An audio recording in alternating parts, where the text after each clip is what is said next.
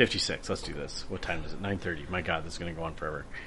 Well, I don't see anything that needs to be talked about. I don't. Yeah, it is what it is. All right. Well, let's skip the episode then.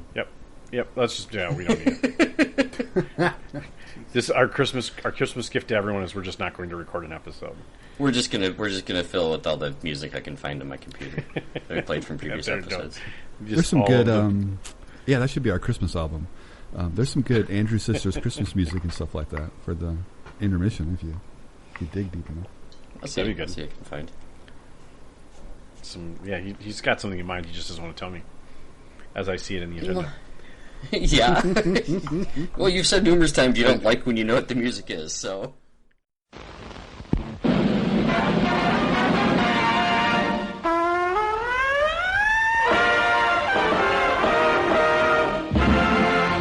Snafu. Situation normal. All fouled up.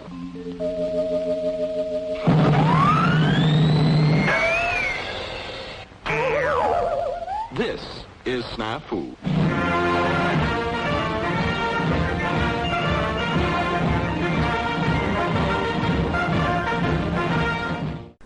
All right. Welcome to another episode of Snafu. I'm Rick. This is episode 56. Right? Yeah. That is not a typo this time. No. It's crazy. Let's say hi, Pat. You just hey, Pat. Talking, so how's it going? Say hi, Dale. Hey, guys. Say hello, Jeff. Hello, Jeff. We're all here. I got my dancing monkeys saying whatever I'd say. All right, just had to double check. Yes, last episode was 55, so this was 56. All right, good. Yeah, so just checking our website, so hopefully that's up to date. Right.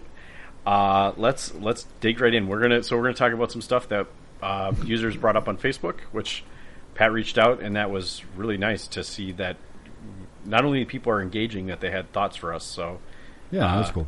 Well, yeah, it's nice to get some feedback. They're the ones listening to it. Why shouldn't we talk what we want to talk about and maybe give some feedback on things they're interested in? I guess after 55 episodes, we can maybe do what someone else wants.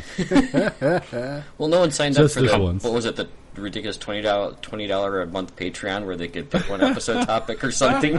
I think someone signed up for it once and then turned it off immediately before Gaz paying or not Gaz, Miles did. No, there was another person that did it too, but they like signed up and then unsigned up within like a week of each other. Like they didn't pay. It didn't charge them. It didn't. No, it's insane. Like, Patreon cycle. Yeah. I might be wrong, but if that's the case, then I will go back and check and make sure. Because even if they stop paying, I'll let them help pick an episode. Are we ever going to plug the secret OnlyFans tier? No. That'd be more work than we're prepared to put in. That's the Snafu OnlyFans section, right? Yeah, right. I'm good. I'm Snafu good on that after dark? What? It's always after dark. We're in Minnesota. Yeah, that's right. true. Good point. It's like the acronym for that is SAD, so that's appropriate. Snafu after dark. Yep. Snafu after dark. Do you need an acronym for an acronym? Yeah, I was just going to say, I'm pretty sure that's kind of frowned upon in almost every circumstance. You know, acronyms. All right. Yeah, let's talk about some hobby stuff. You're an acronym. I am an acronym. I don't know what my acronym stands for, though. Who am I? What? All right, so let's talk hobby stuff. Where did I lost my agenda. That didn't take long. 3 minutes.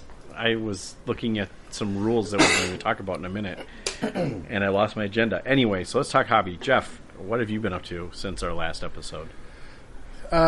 Mostly printing, actually. I had to redo my bearings and rods in my 3D printer since I'd simply just worn them out from overuse. Oh, yes. How many hours? My bearings and rods a lot. The last checkup was 351 days of print time. Dear God, 24-hour days? Well, yeah. Like, it counts them in hours. They're not 12-hour days. I run on the Mercury 8-hour day. No, that's actual operations time, not how long I've owned it. Right. Okay. A little over 12 kilometers of filament. Dear Lord. Yep. So I'd worn grooves into most of the smooth rods because some of the bearings. I had earlier sourced, I think back in March, some linear bearings that were available, but let's say maybe not of the proper quality. So Okay.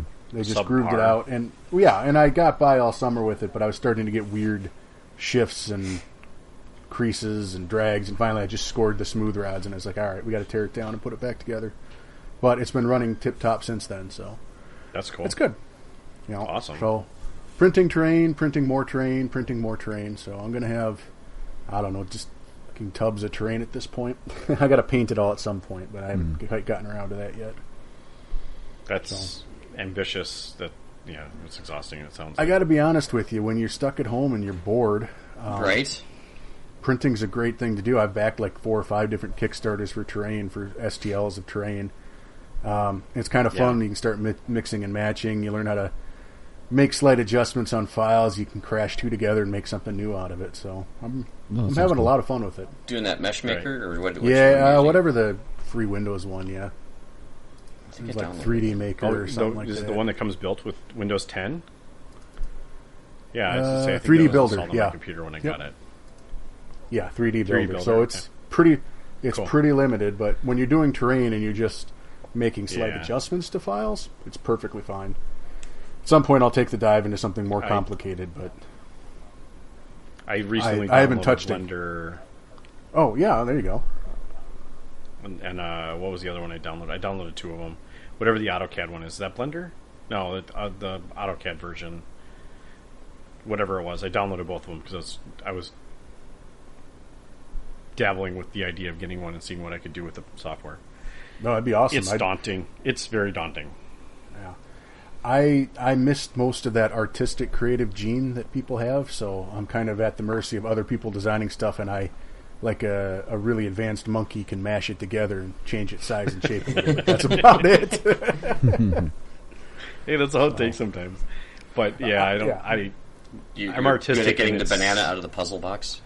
Yeah, I'm artistic and it's challenging. Like, I don't think my brain works that way. And there was one particular software I saw that I was like, oh, I could totally get on board with that because it was like, it acted like a sculpting tool. Like, you look like you were sculpting in the program, but I can't remember what it was called. I don't know. I'm sure someone will. I am Facebook message us that one. So anyway, that's cool. So no real painting, no new army since last month. No. The Italians are primed and sitting on the paint table. I just haven't gotten around to painting them yet. I know it's hard to be ambitious about it right now. As far Yeah. as like, I can imagine having a 3D printer and just like, okay, I can hit print, but I don't have to like sit necessarily and watch it the whole time. So it's easy to keep rolling through filament, but I'm not. I would not be as ambitious to paint. Terrain at this point. It's kind of the I mean, terrain's not as bad to paint, I don't think, as No. miniatures are, because you can do a lot of it more with just the airbrush. Yeah, and even dry And- brush and airbrush. Yeah, and even spray cans too. Yeah, rattle cans work pretty good for big stuff. But I mean, it's running right now in the other room. I'm on my 12th or 13th print today, so Nice. Jeez Louise. Nice. Cool. just bits and bobs. So, All right. but Pat. that's all my hobbying. Yeah. Okay. Pat, what have you been up to? I finished all the water slide transfers of my U.S. Marine Corps motor pool. Those are a bigger pain in the butt than I remember them being. Are The you decals? using the microsol or are you using water? Well, no, you got to get them off the paper first. So you dunk them in the water and then wait for them to separate, and then you stick them on there, and then I do the decal set on them. Oh, I just put them in the water and forget about them for 45 minutes, and then come back and be like, oh, they're off the thing. All right. Oh, well, I know. I'm just saying. That's Interesting enough, though, I found that the more goop that the water gets, from taking the decals off, the faster they come off. So now I just, when I have the decal, when I'm doing the water slide, I don't ever dump that water out. I just add just a little bit more to deal with the, get the evaporation this time of year. Yeah. And so they come off there a little bit better once there's enough of that glue or something that they have in there, whatever they hold them on there with. I don't know. It's all Now, when magic. you're applying them, Pat, and you're taking them off the paper or putting them onto the model, do you have a nice set of tweezers, or how are you doing that? I use a very fine pointed X-Acto knife. Okay. And I, take some time manipulating while it's in the water just so I can get it set on the blade. And once in a while, the damn thing curls. But if you get it back in the water, you can use it to uncurl, and then you just set it on there. I was asking. I bought a really fine set of tweezers last year, and I found that's really nice for decals. You can just kind of hold them and put them on stuff, and they curl less anyway. I was going to say that I find they still want to curl, but if I can get them along the edge of the blade where I can get about half of it is on the blade, then I can usually get them to slide on pretty good. And then just take a dry brush, and then with the excess water, just kind of, once it's in place, get that set down. And then once the water dries, come back with the decal set and put it on there. Okay. And then now I'm working on doing some mud effects, weathering for them, and then those will be done, and then that's all the Marines until I open up the second box of 30 and start putting those guys together. Nice. So, yeah, well, I don't anticipate getting a whole lot this year's coming to a rapid end, but maybe I'll get some guys put together. I have started working on the train table, and I've finally found enough pictures and some inspiration and some terrain that I like, or some from Sarissa. They have a Stalingrad, I think it was like a factory or something like that looked pretty cool. Yeah. And I'm doing what I'm going to call a negative terrain table, whereas normally you put down like a game mat or something and then you put terrain pieces on it and build it up from there. Well, I'm starting with a 1-inch foam board, and I'm going to work negative down into that, so the foam board will actually be the surface, and then like the craters and the other stuff that I'll have will actually be dug into the board. Kind of, a smaller version of what Dale does in his nice boards. So Well, that should look great. Cool. Yeah, that'll be cool. That'll be fun. I'm just starting to lay it out now. I don't know. There's been a request on Facebook that we maybe do some photographs and some step twos of how we're doing all these things. So maybe I'll try that out. Maybe I'll try and get a little camera, a little phone mount or something to take pictures from the same spot over and over again, and just see how that progresses or implodes, whichever the case may be. But I think this is going. We'll hear about this a lot, so this is not going to be a quick project. So no, Cool. I'm looking forward to seeing sounds like it. a lot of work. Yeah, sounds exciting. We're trying something new. I'm trying to level up my table making. So Nice. Sweet. Excited to see what it looks like. Are you gonna put lights on it? I saw that you texted about lights, so you're gonna put lights on it too. I thought about that, and I'm like, God, that sounds like a lot of work. I don't think it's any shortage of work. I think Dale did a pretty good job. Yeah. Well, the other thing too is that I'm also trying to build this with the notion of not having to transport it in 3 separate van trips like Dale does with his table. It's only 2. Yeah, Only 2. Well, sorry. It's only 2. Sorry, But I'm hoping that this will all be able to break down and be stored in the same size totes that I usually have. So whatever wiring stuff I do has to be, I have to be able to set it down for transport and storage without it, taking up an extra 6-8 inches that I want it to. So, we'll see where this goes. Right now, Sure. I think I've got a majority of the components. I've even picked up a couple of buildings from GC Minis and put those together. Those are nice kits until I realized I put them backwards twice before I figured out how to put them together. But oops. he sends nice stuff, but they're really easy to put backwards. And then you're like, oh. And even the second one, I'm like, okay, I know how not to do this, and I did the same damn thing again. I'm like, son of a bitch. So Yeah. But my wife went to bed. She's like, "It looks like you're losing that battle." I said, "Yes, but I will win the war in this one," and I did. So, I mean, the worst case scenario is you take it outside and light it on fire. You won the battle. right, yeah, there you go. Like, this shit burns. I'm cool. I win. The shit burns. I will not die to this one. Right. Cool. So I don't want you Well, commanding any of my armies. I'm just Right? putting it out there. Right. Yeah.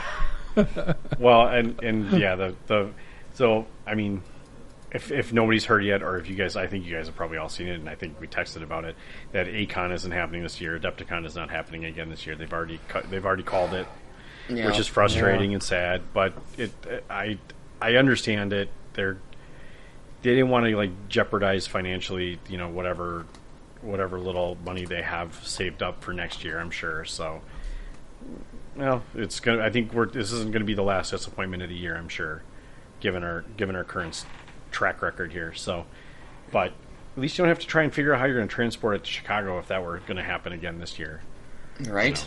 Right. So Kick that can down the road a little bit. Yep. Yeah. Got enough time for us to win the lottery and buy a tour bus. It just means that when Adepticon happens again and we get asked to bring the boards, they'll be just that much better. Oh my god, it'll be amazing. You know how much of a pent up release that's going to be. Like, Oh yeah. Rick will get really drunk. and I'll go through like 12 keys. I swear You to sleep God. on all of the couches. I'm still not eating any shrimp though. God, no. I will not encourage that behavior ever again. I will eat a steak, but not Yeah, shrimp exactly. at a steak joint. No. Exactly. Yeah. Okay. Something tells me that all of the events will be completely booked at that. Oh, for next sure. Icon. Oh yeah. for sure. Like, Yeah. not a doubt. It'll be insane. Yeah. I really do hope for their sake it is. Like, I want it to be sold out and not COVID central. That's the only concern is like we can't just be getting out of the pandemic and then having a giant event again. What if they require all participants to have their vaccination proof? I guess I'm on that board bridge with it, when but we get to it. I mean, let's see what they do. Well, that's what's supposed to Yeah. happen. You're supposed to get the vaccine. You'd be given a card that you can put in your. Yeah, it's just whether or not people. I can't wait for the court well, yeah, you're not cases on supposed to that. sell beer to people who are under age. under 20, yeah, under 20. There's that too. Yeah, there's lots of things that we're supposed to do and not do, but yeah, it's we're supposed to wear masks right now, and half the people don't want to wear masks. So we'll see what happens. Fingers Cross the crossed bridge that when we we get all to it. come out of this and Let's just happy and healthy. That's exactly right. Yep. Anyway, all right. So Dale, have you worked anything? No. Okay, good. I haven't either. So we had a request to talk about airbrushing. So we're going to use our hobby time to talk about airbrushing. I think that's an appropriate use of our time. I think you guys probably do more fine quality airbrush than I do for sure. Dale for sure does. I primarily use my airbrush as a zenithal highlight primer tool. That's a good tool for that. My primary source for it.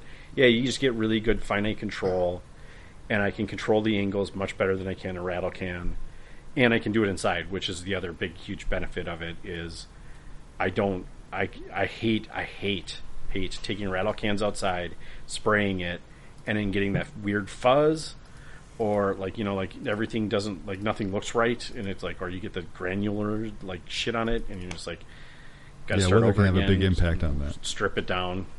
Yep, humidity sucks, and at least inside my house, I have much better climate control, so I'm able to just prime with an airbrush, and it seems to be less finicky in that regard too. There's something in the aerosol that I think doesn't like humidity. So Is there that's what I a use brand it for. of primer that you're using?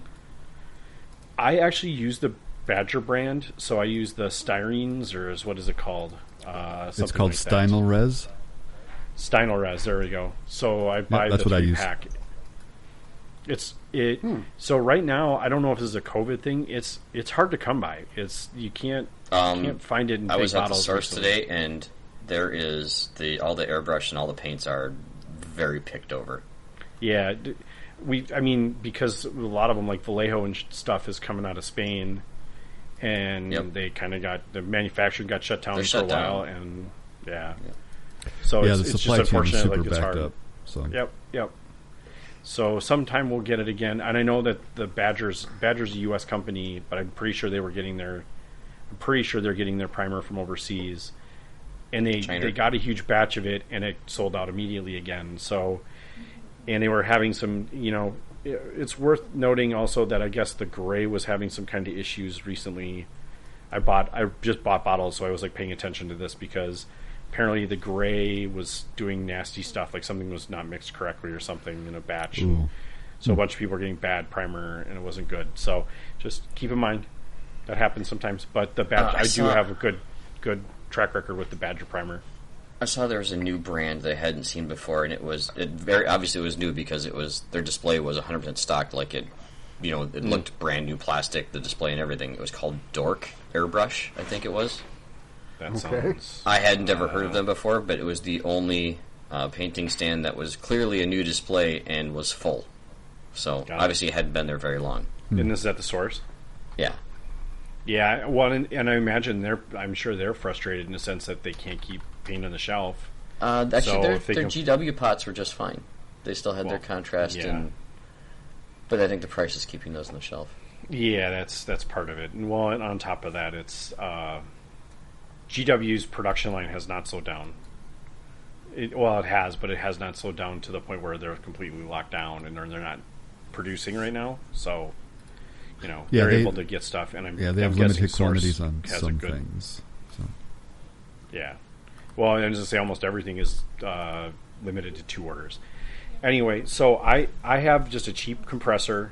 I think I have a master compressor. Dale, do you still have a master compressor, or did you upgrade yet? I'm on my second master compressor. Okay, so I'm still on my first. But it's just a cheapo eBay special compressor. I think mine came with right? Yep, it has a can. Yep. I think that's the big thing is you want to make sure you have a tank. Don't buy a tankless air compressor because you're going to be running it constantly and it's obnoxious.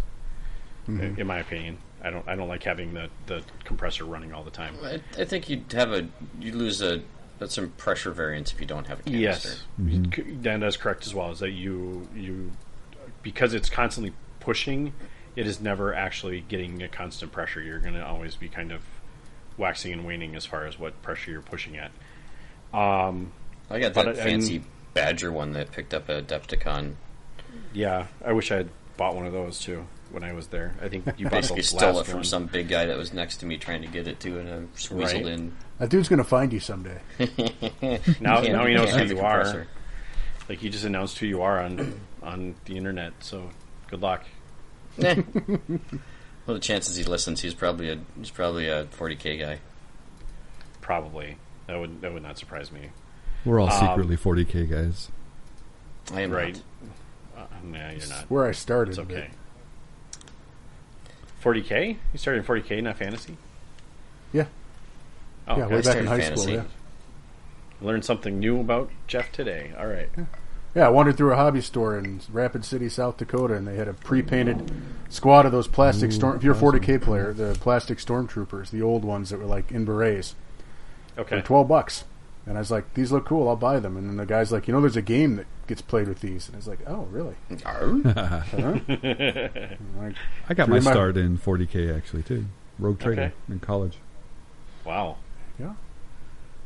Okay. I was D&D, and we started painting minis because we got sick of the arguments about the abstract combats we were having. So that's my intro to D&D. Okay. To minis, yeah.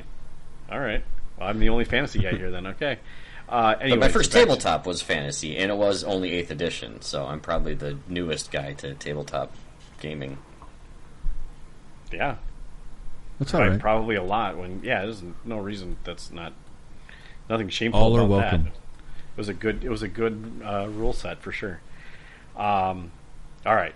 Back to airbrushing on that weird history tangent. Getting to know all about you. Exactly. So that's. I mean, I don't know, Dale. You use it for probably a lot more than I do. I guess I use it for vehicles too. Those are the primary uses I have for it. Yeah, it's a great tool for terrain or large flat surfaces. So, yep. And so I mean that's the easiest application for airbrushes in my opinion.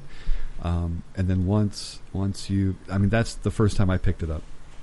Was I was painting terrain, and then you just kind of, as you get used to it and you've worked with it, then you can kind of discover ways that maybe you might be able to use it with your miniature painting and things like that. Priming is a perfect example of something like that.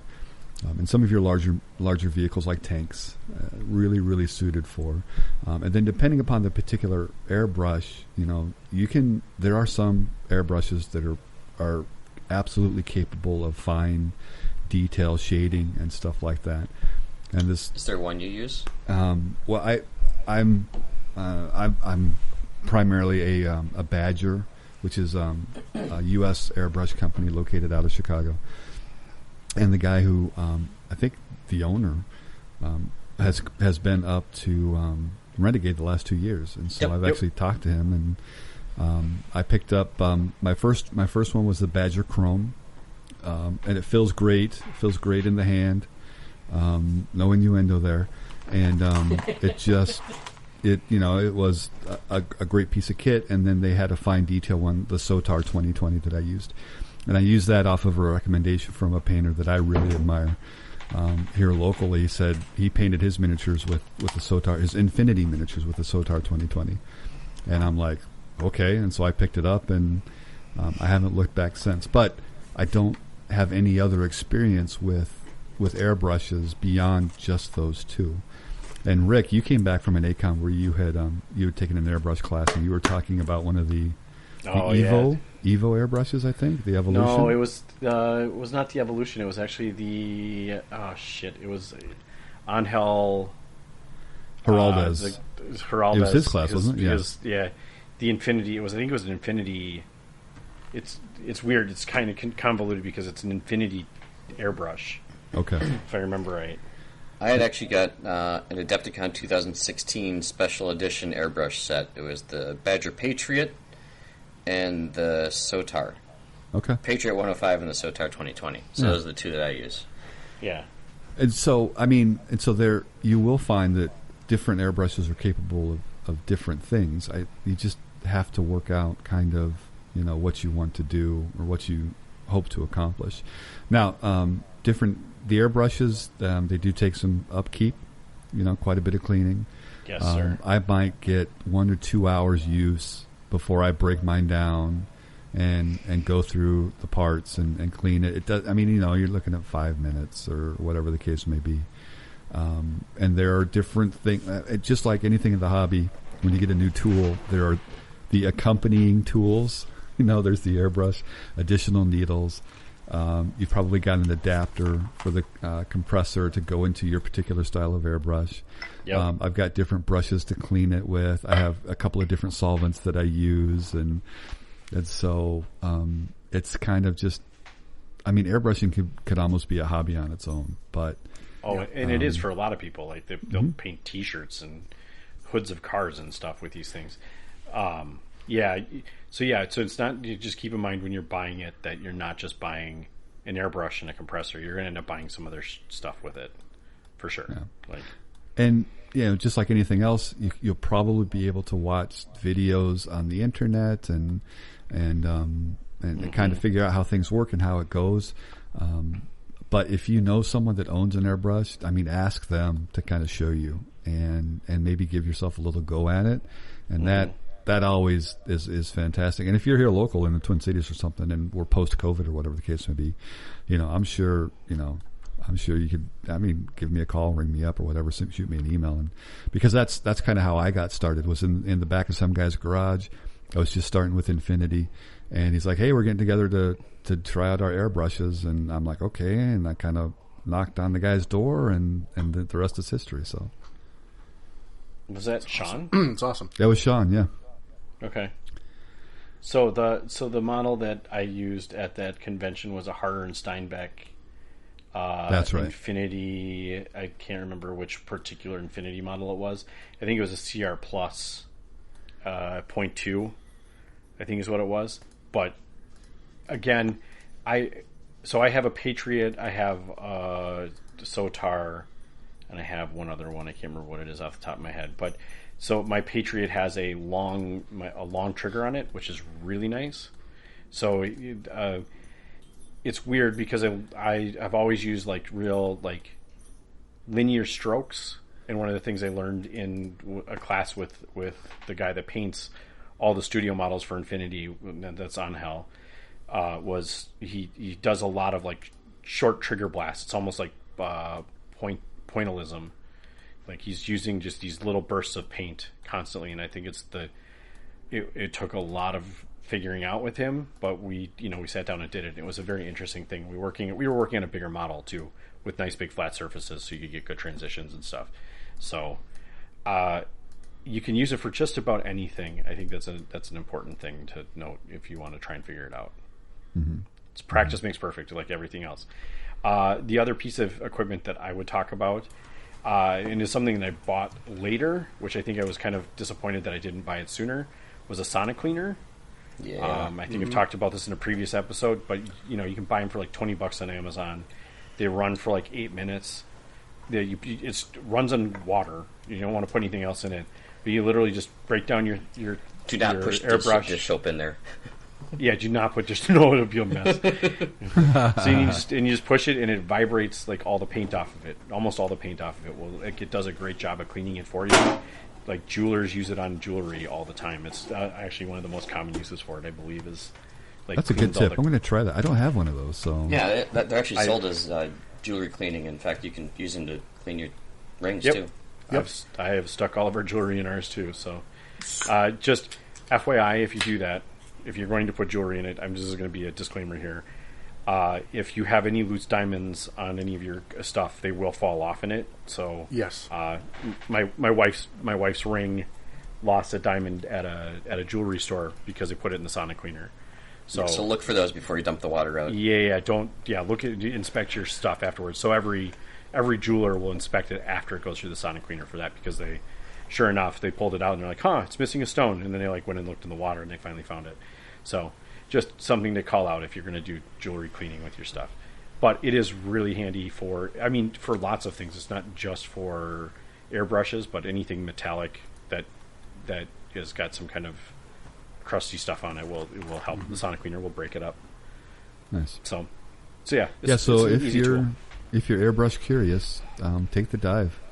Yep. So There are millions and millions and millions of videos and YouTube videos on how to clean it, how to do zenithal highlighting, but that's just a way of doing shadows before you start. It's kind of a handy trick to use for painting.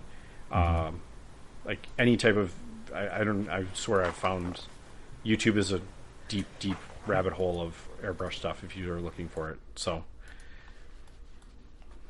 and you can reach out to us too. yeah, the cool thing is that if someone else can achieve a result, then so can you. Especially when it comes to an airbrush. Not to undersell the amount of experience and the tools involved, but you might be really surprised with how easy it is to achieve really high contrast, smooth blends with an airbrush. So I could achieve things with the airbrush I would never be able to achieve with my paintbrush. So. In like a tenth of the time. Yeah. That's the big thing is like the transitions of color between the, how long would it take you to build from a red to a, even a dark red to a red, like airbrush does it so much better, so much quicker. It's so nice. Yeah. And it's a fun puzzle as well that I've found, because now that I'm using my airbrush on my miniatures, I'm mapping out what am I going to use my airbrush on, and then what am I going to use my paintbrush on, and then I'll do my zenithal highlighting. I'll come back through, add my inks and my shades and things like that. Then I'll do my airbrush work, and then I'll come in and I'll finish and clean everything up with my paintbrush and the other things that I'm not airbrushing with. And so it's this fun. It's like a mini project as you plan things out, and it's just really, it's a good stuff. It's a great tool to have. So. Yeah. So, do it. 2021's around the corner. Christmas is here. You can buy them online. I think you can find if you're really curious and you don't really want to break the bank, there is a master. I don't know if you bought the full kit or not, Dale, but Master makes my a very set first that one comes, was the Masters with the kit, and it's like $50. Yeah, it's the compressor's fine. It has a moisture trap on it. It has a tank. It's decent enough, and it comes with an okay airbrush. It's better than a shitty airbrush, but it's not it's not a Badger, but it's somewhere in between, and it definitely will get you. You can prime models all day long with that with the one that it comes with. You're not going to be painting little nitpicky pieces on models with it, though. You're not going to be getting fine detail, but it is a great place to start. I would highly recommend it from a standpoint of like, you're not going to be overly frustrated, but you're also you're going to get some experience and probably have fun with it, hopefully. And it's great for terrain. I guarantee you'll be fine for terrain. That's primary my use is base coating and terrain. Yep. Yeah. I got freaky with that French Army I bought, and I did the Soder 2020 and airbrush basically the entire miniatures of my French Army. I don't recommend it. But it was a good learning experience. The French Army or the airbrushing in them? No, the French Army's fine. It's airbrush painting them because it's just you're using a very fine airbrush and it's a lot of control. And if you miss a spot or it splutters or something, you're going to be pissed because it's going to wreck a lot of work. Yeah. But if you like a challenge, it's fun. But it's practice. Practice makes perfect for sure in that regard. Yes. The sputtering is hard to get over, but once you figure it out, it stops happening. And that's the only other thing is mixing your paint. There's plenty of videos on mixing your paint. What pressure do you guys run your airbrushes at? Oh, that's funny. Dale and I are so different on this regard. Dale, what do you push it actually depends upon the paint and what I'm pushing through my brush. Yeah. Normally you're a lot, or is it Jeff that you're normally way higher than I am? Jeff inflates tires with his. I could inflate tires with mine. I run detail work. I run like a 12. Okay, but if I'm doing that's pretty normal. But if I'm doing anything big or I'm pushing a thicker paint, I've put mine all the way up to 60 and just let it go. Oh man! Wow. Okay. You'll go through a cup of paint real quick. Do you like brace yourself a little bit first before you? No, but be sure. But seriously, be sure you're wearing a mask when you do that because I've got ventilation, but you're still aerosoling a lot of paint. Yes, you should always wear a mask when you're airbrushing. I mean, it doesn't have to be the full respirator, but masks are pretty easy to find these days. So imagine that. Yeah. Well, yeah, I've done the same thing, Jeff, where I crank it up to push a shit ton of primer out of it in a real short order, and it's I probably 35, 40 somewhere in there. I don't know if it's quite as high as 60, but I working my ass off and look, just keep painting. And all of a sudden I look up and I'm like, I'm in a room full of haze. I'm like, oh yeah, that's not good. I went and got my respirator and put it on at that point, but the damage had already been done. But I was just, it does, especially the higher you go, the more it aerosols for sure. Yeah. So you'll know you're in trouble because you'll blow your nose and there's like a lot of color in there that's not a normal snot color, and you're like, oh no. You'll definitely know what color you were painting last night the next day. Yeah. Yes. That's not all good. Right. No, that's really not good. You should not do that. And I know don't do that. Yeah. They're non-toxic, but that's still not good for your lungs, so don't do it. No, you shouldn't. Well, it's not. It's not the paint; it's the aerosol that it does the damage to your lungs. Yes. Yeah. Yeah. So wear a mask. Always wear a mask when you're airbrushing. Just safety first, guys. That's right. Sure. Yeah. You should. Yeah, you should anyway. It's not a matter. I'll leave you optional on the goggles, but I was going to say, I'm just trying eyes. to think if there's not an aerosol there, though. It's just pushing through air, so there's not really any aerosol chemicals going on. It's atomizing the paint. It's the particulates, sure. Yeah. It's not an aerosol product, though. Okay, all right. Enough nitpicky shit on that. Wear a mask. It doesn't matter.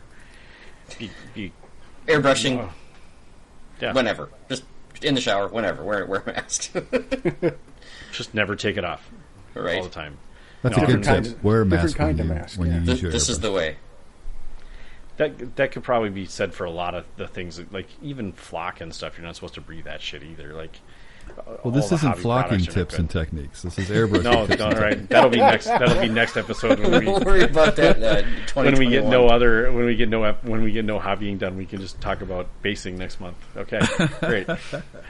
All right. I don't want to talk about this next topic because I am 100% certain my goals were a failure. So let's look back at our 2020 goals from episode 42. Holy cow, that was a long time ago already. Episode 42, about the 32-minute mark. Did you go back and listen to them, Pat? I did. Oh, just because I was curious and I wanted to be somewhat accurate when we did this. Oh, boy. I can't remember what we talked about in the last episode. There's no way I'm going to remember this. What's the reason why we record them so you don't have to remember? Yeah. So what did we promise we were going to do this year, Pat? All right. So Dale said he was pledging that for Operation Snafu he's going to be doing some serious pre-write-ups for the communications, and he was going to have those done before September. And he still wanted to do some finish-up work on his Stalingrad board from the last Operation Snafu. Well, I did actually. I do have that finish-up work sitting on my hobby table right now. So that kind of got done. You got a year. Yeah. So your Stalingrad board is finished? No. Oh. Well, Operation Snafu didn't happen, so there wasn't a deadline. So yeah, all of a sudden that deadline didn't matter anymore. You're right. But those Sadly. were both good ideas.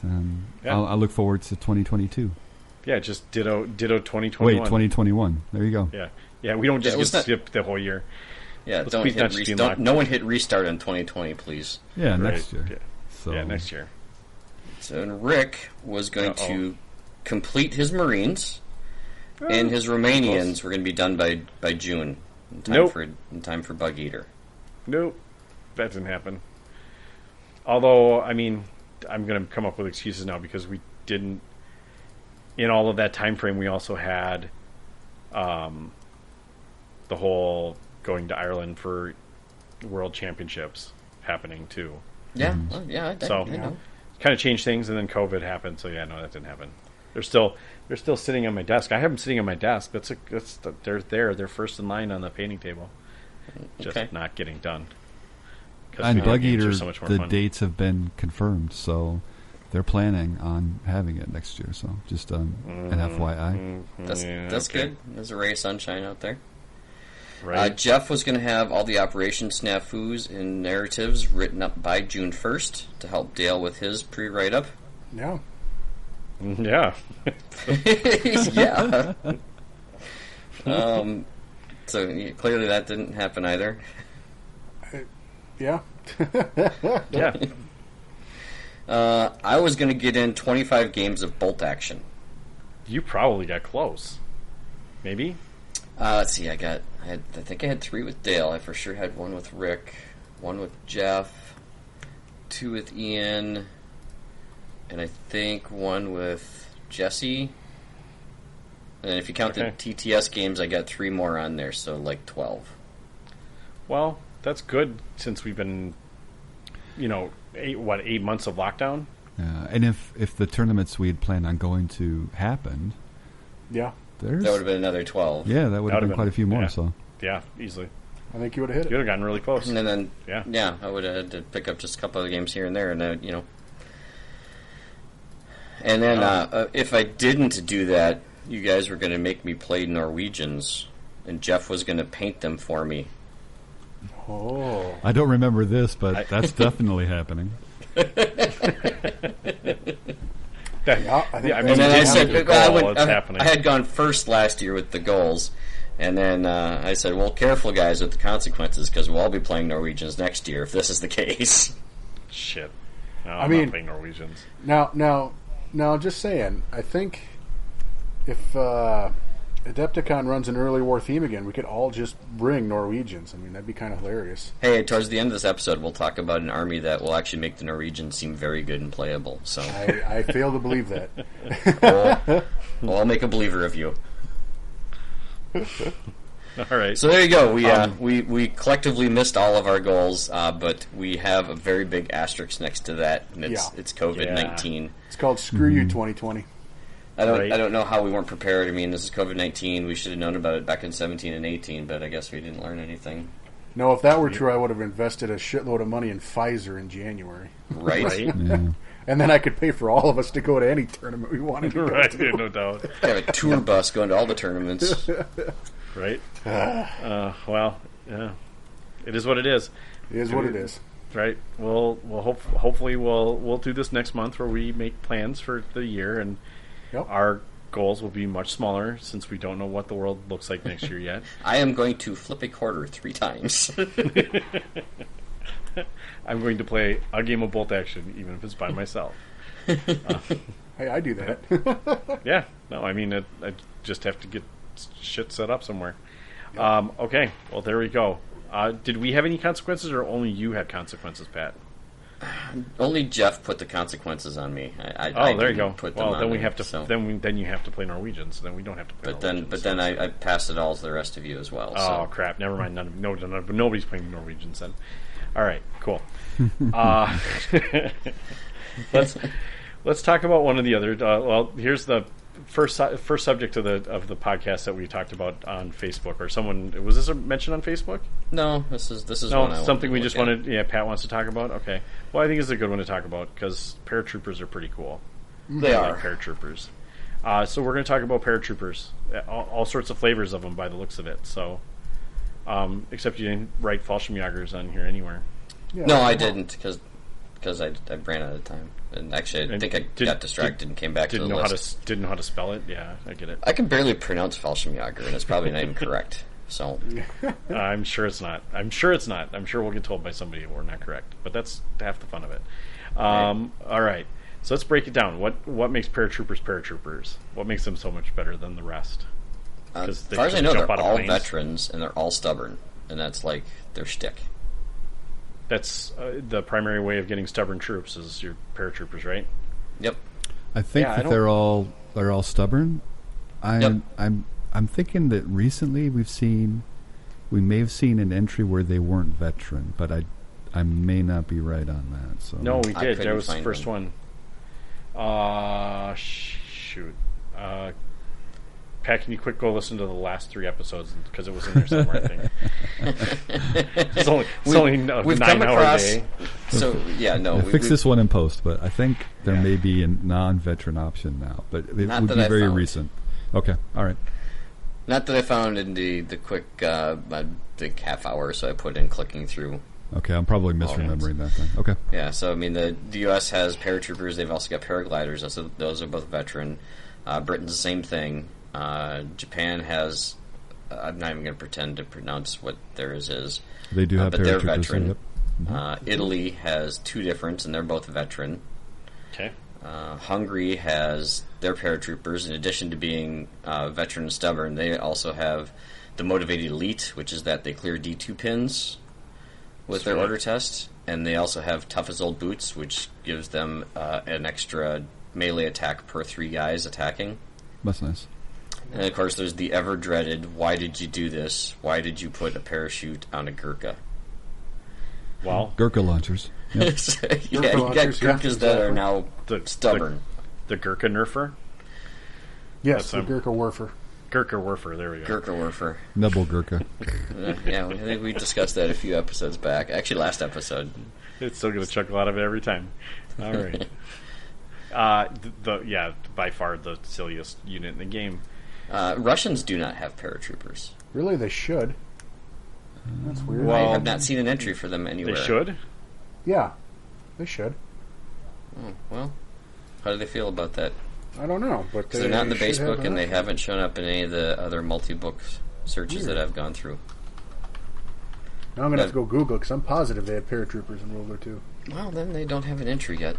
Well, that's a thing. Also, I was spacing out here. The not veteran paratroopers you're looking for are the green Fallschirmjäger units in the late war. Okay, yeah, and they're actually inexperienced. Yep. Are they actually still stubborn, too, or are they just... Probably not. Yeah, I don't think they are. I think they're just green. I mean, the first article I'm reading is Russian paratrooper caused havoc in World War II. Here's how they did it. They were a pioneer in airborne warfare. So they most definitely had airborne so they're missing an entry for them, is what I'm... Bro, just for reference, this isn't exactly World War II, but there's a picture for the Soviet paratroopers deploying off a Tupolev TV-3 where they're all just kind of hanging on the wings and then letting go, and it looks amazing. That does sound amazing.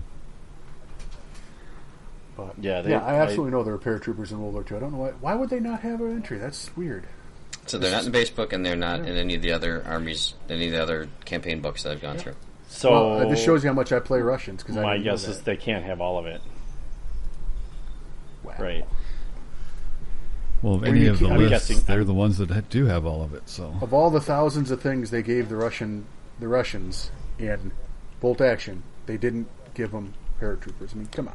And if someone has that entry, let me know because I need to add it to the list. Well, hold on now. I do see an airborne squad in the generic on Easy Army. Where do they come from? Of course, it just says Army is the Soviet Union, and I know that's not right because it must come from somewhere if they're not in the base book. No, the Armies of is the base book. I thought. Are they? Yeah, that is the base book. They're Oh, these guys are way nastier. They're veterans. You can make them tough fighters. They don't have stubborn either, though. Huh. Well, are they? I'm sure if they get a unit added, it's going to be something as cool as like machine gun squad. It'll be parachute guys or something like that, right? Well, they'll be paratroopers with like 2 SMGs and body armor and treads and something like that. They actually Just, they're add- actually add- they're actually just tank riders. The tank's got a parachute, and they just ride on the tank. The Star Wars will get paratroopers. If I can tell you a fun story about that, the Russians experimented with airdropping light tanks. And they're kind of like Sure. built in. They put wings on the light tank effectively and tried to Jace. tow it and drop it. It didn't work, but they Yeah, experimented the with idea it. is cool. I mean, Yeah, it I mean, sounds we do really that cool. now, right? We drop like Jeeps and Humvees and shit out of planes now. Oh, you can Like, you can airdrop up to a Sheridan Starship, I think, which is, I guess, I don't know if we still use those or not. It's a tank, but it's got its armor's Yeah. aluminum instead of metal to keep it light, so you can paradrop it. But the I don't concept want to be the has guy that been gets pretty in the hit or aluminum miss. tank. Well, it'll Okay, you're stop getting in a everything tin can. under a 50 cal. Okay. Yeah. Which, when you're assaulting someplace, you're not supposed to go toe to toe with tanks in an assault vehicle. right, you know. sure, good You've point. usually lost if you've done that. Right. It's you're only supposed to fight infantry with it. Right, yeah, okay. Okay. That's the idea, anyway. So we've kind of alluded to the Sorry, fact history that, diversion there. Sorry. Yeah, no, it's good. Like, I like that because I would have never. I didn't even think about the Russians, and why would they not have? Why would they not have had them? Anyway, so we kind of alluded to the fact that it sounds like everyone other than basically Russia has paratroopers. Well, a lot of minor countries don't have them either. I don't Sure, believe, I yeah. don't believe Romania has them, but I'm not 100% certain No. on that. No, because they didn't have any way of getting them in the air. Right. Yeah, first requirement would be the plane. Yeah, they have to have some air dominance of some kind somewhere to be able to drop troops behind lines. So, okay, let's talk about how we would use them in a list, because I think that's a interesting Well, I know that topic. people playing an entire list of British airborne is a thing, is a nice starter thing. Sure. Yeah. Well, I think it's British do it very well too, because they get the special rules to kind of make them all that much better. Yeah, up and at 'em with paratroopers is freaking outstanding. Play the Market Garden list or almost anything out of the Market Garden campaign book, and you got lots of really good options. Nice thing about the Market Garden list of the straight armies of Great Britain or the Commonwealth is the fact that you can get, so you give up basically your armor, but you can get like 3 machine gun jeeps, which are like jeeps with twin machine guns, so they're pumping out 10 shots. They're at veteran for 45 points. Beautiful. That's pretty sweet. Yeah. You can get 2 mortars in there, which is pretty sweet. I would give up my tank slot for that all day long. And then you can get a veteran Piat. Man. I didn't really sell that ending very well, did I? You can. Well, you don't have to take that. I ran this list, I think, was the first Bug Eater? Must have been the second. The first, one of the earlier Bug Eaters we went to, and it was a good list. It did well enough when I didn't know exactly what I was doing, and I had a lot of fun playing it. So, and this is when I was able to get the snapped action, had the little mortar pit and did the snapped action of both the mortars, which is really nice. Mm-hmm. I think that was fine till the last game when I played against somebody who had 2 snipers and just took out my mortar teams because that's a lame rule. But, You're not wrong. yeah. Well, So- now you know not to deploy them where they can be easily picked off by snipers. I do know that now. Well I done. think I knew that then, but probably the terrain didn't allow it or something. I don't know. Yeah. Or it's just bad luck. These things happen. They do. Right? So, have any of you ever actually done a paratrooper course? I have not. Well, I mean, that army of Italians that I'm sitting on my bench not painted are all airborne. Okay. So I intend to in the future. Yeah, I actually have never run paratroopers in general. I don't know why. Just What's because I nice didn't about have the them. stubborn is I've had them take a heavy mortar to the face and lost half the unit, and then still made the morale check because I didn't have to deal with the 4 pins I got. Yeah, So it was nice that the unit was still there, but the downside was now there's only 4 or 5 guys left and they got 4 pins and the mortar's ranged in on you. That's usually not great. Yeah, It's not a great situation to be in. You better hope you have a good first lieutenant nearby that can get those troops to move out of the way before that shot comes in again.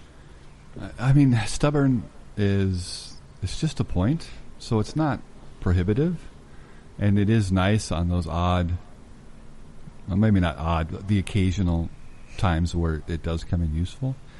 I Sure. mean, I don't.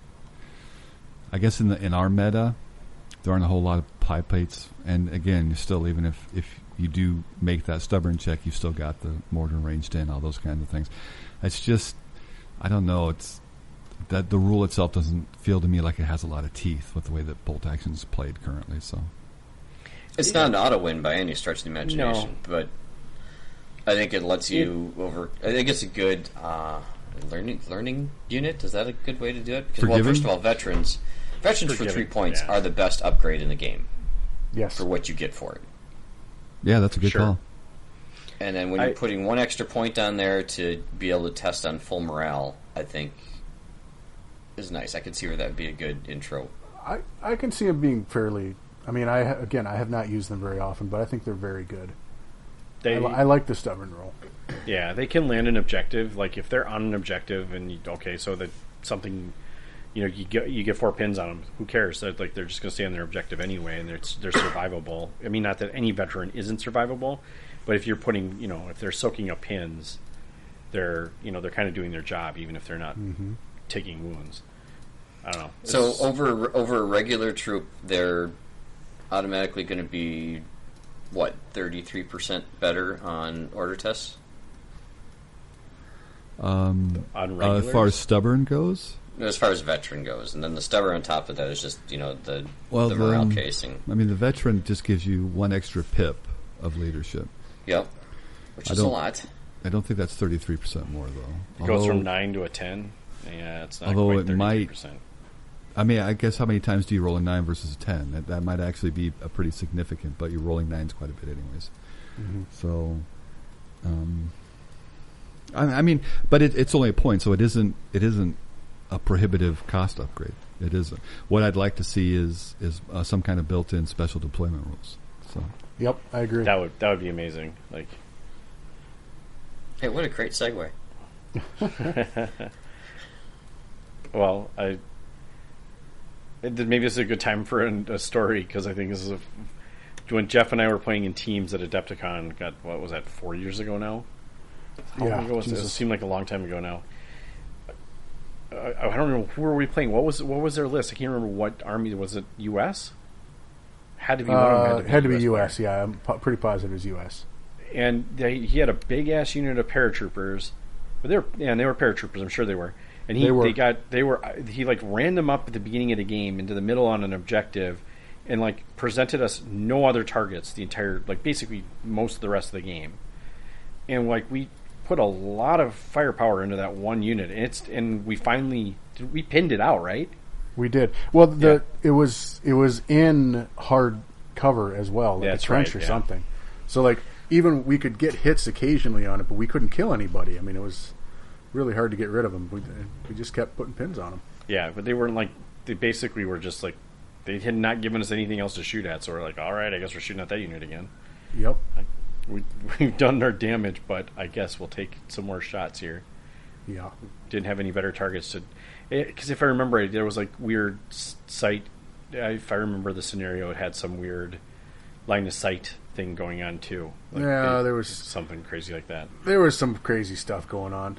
Yeah, in addition to being hungover, I'm sure that didn't help things any. But yeah, it was memorable for sure when you're like, oh, we just pinned out a veteran unit. We put 10 pins on a paratrooper. Well, veteran stubborn unit in hard cover. That's probably going down. That's the way you have to get rid of that one. Unless you got some flamethrowers. Yeah. Yeah, we weren't really getting that close either. We were kind of, I think we were hunkering down in cover too. But yeah, I don't know. Wasn't that the doubles game where the guy had all the paratroopers and his partner had the 3 Shermans? Yeah, and he failed one. I can't remember what happened. Yeah, we killed one right away. We killed one like first turn. Yep. And And then one ran away, or like one we put a pin on one and it failed its check and ran back to the edge of the table. And he did that twice or 3 times in a row or some stupid shit like that. And Right, in the just meantime, really we killed the unlucky. other one.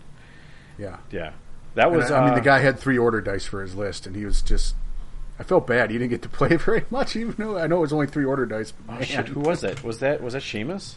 I can't remember for sure. I think it might have been. He was like, admittedly, like, or justifiably kind of bitter about it. He's like, I had 3 dice, and the one thing that's still doing anything is not doing anything. So he was kind of like, I'll just sit here and watch you play. If I remember right, I don't know. It was pretty humorous. Yeah. He was a good sport about it, even though it was like, yeah, that's what happens when you play Tank Wars in a team battle. Is you get 3 dice, dude. Yeah. That's usually how it works, yeah. Yep. Yeah, it was a really weird. I remember it being really odd. I remember we had killed the tanks and then basically a veteran squad, and that was basically the whole game. Yeah. By the end of it. Anyway, okay, so let's talk about getting him on the So we want to talk about how the weird deployment rules, the fun stuff, the best part about these. So I had read a better one, but the one that I sent the link to you guys to is the Geronimo, or how did you want to say it, Rick?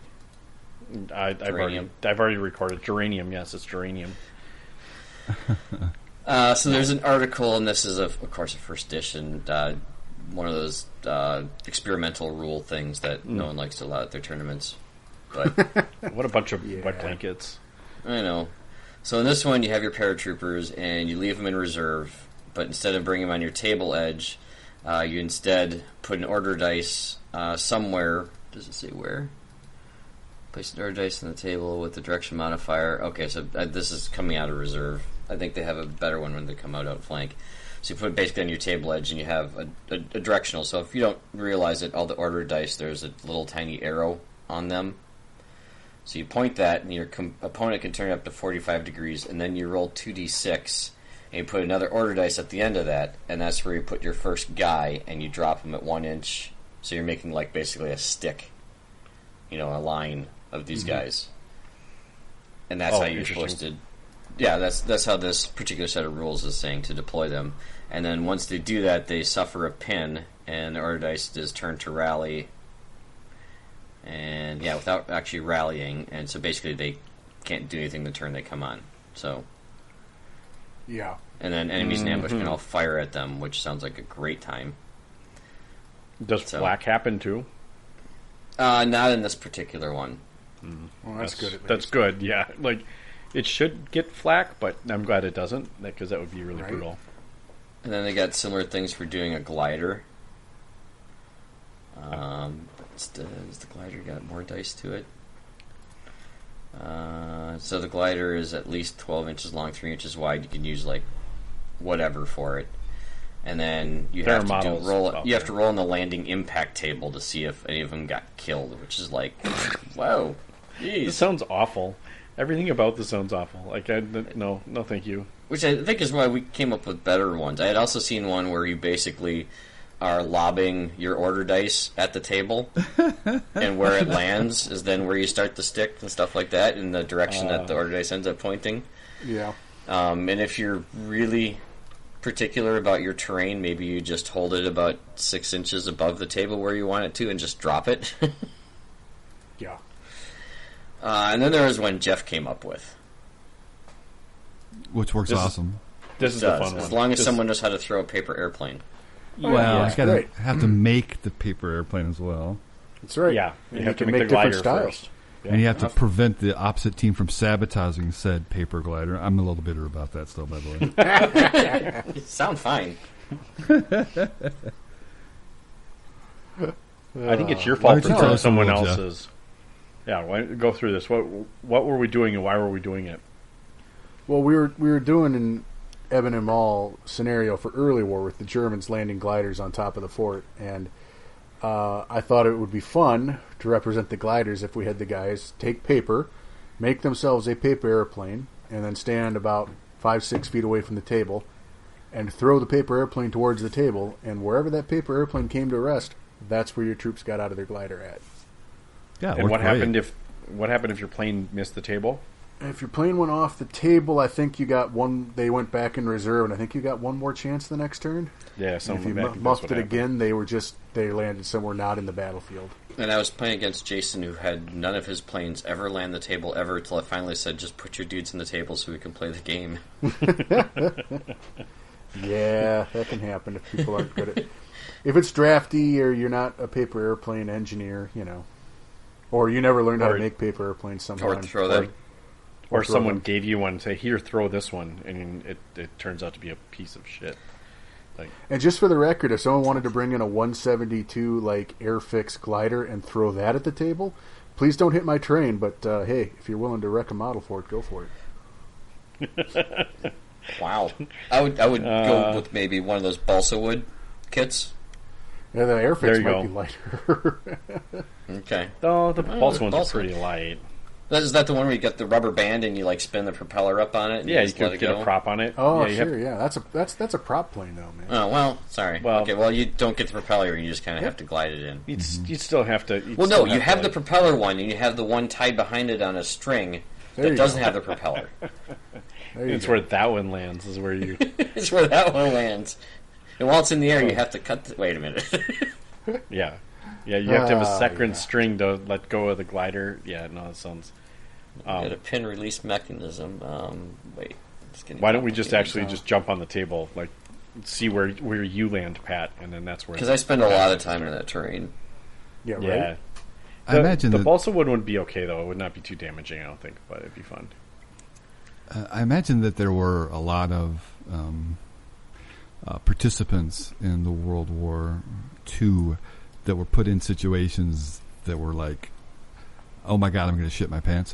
But I definitely think that climbing into one of those gliders, oh God, and being pulled by the plane in front of you, and then going through that whole thing, holy jeez, that had to be something else. Wow.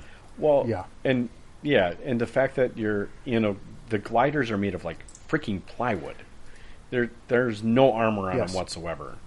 You're lucky if you're sitting on your helmet. I'd rather be in the plane, quite honestly. I'd rather jump out of a plane in a parachute than ride one of those gliders, because, dude, that sounds I'd rather not be scary. in one of those altogether, but, No. That's a different thing. Pretty extraordinary stuff.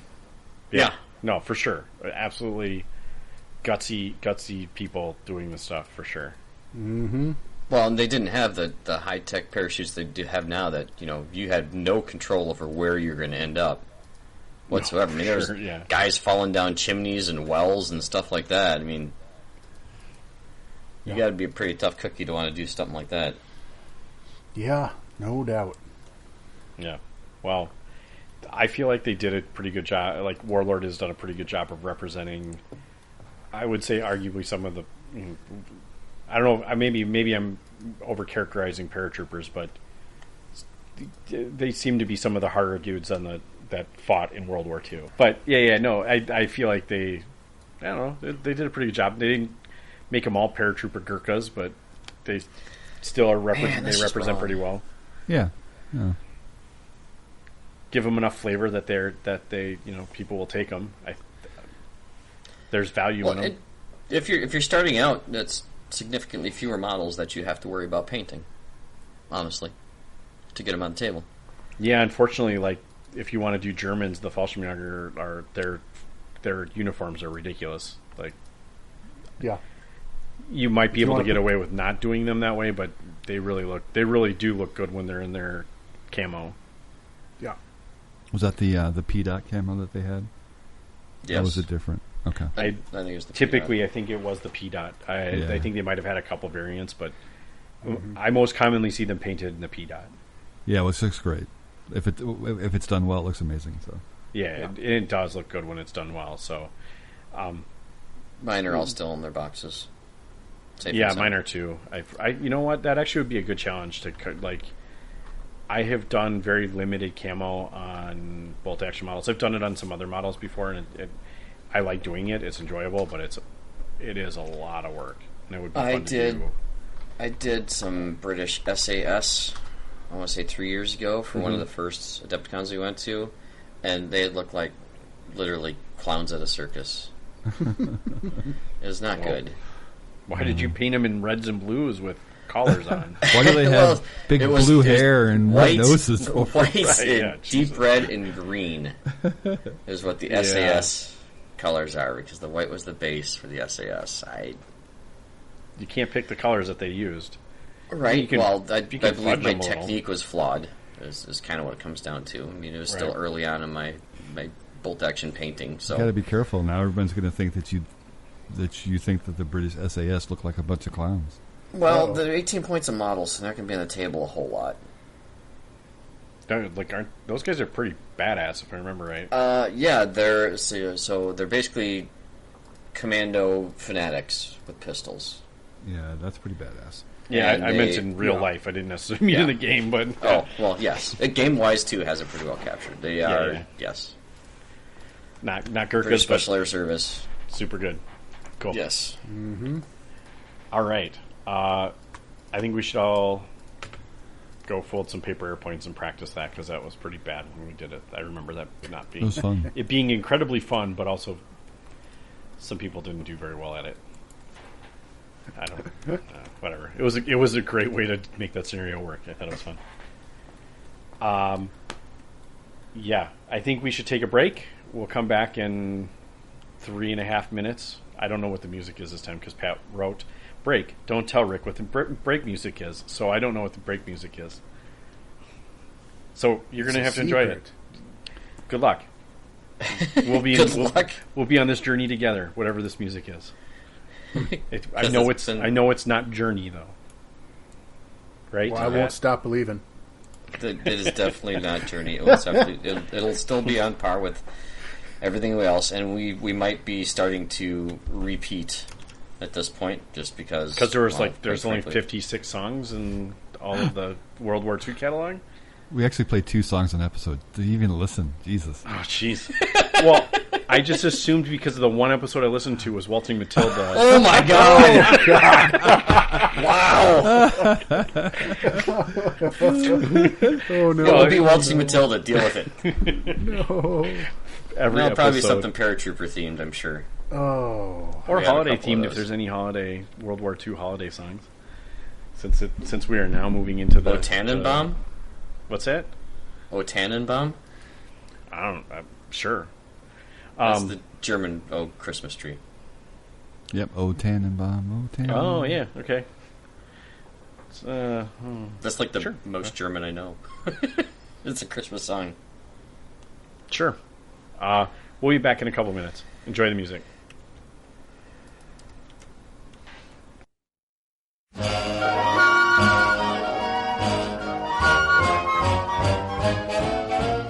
Here comes Santa Claus, here comes Santa Claus, right down Santa Claus Lane.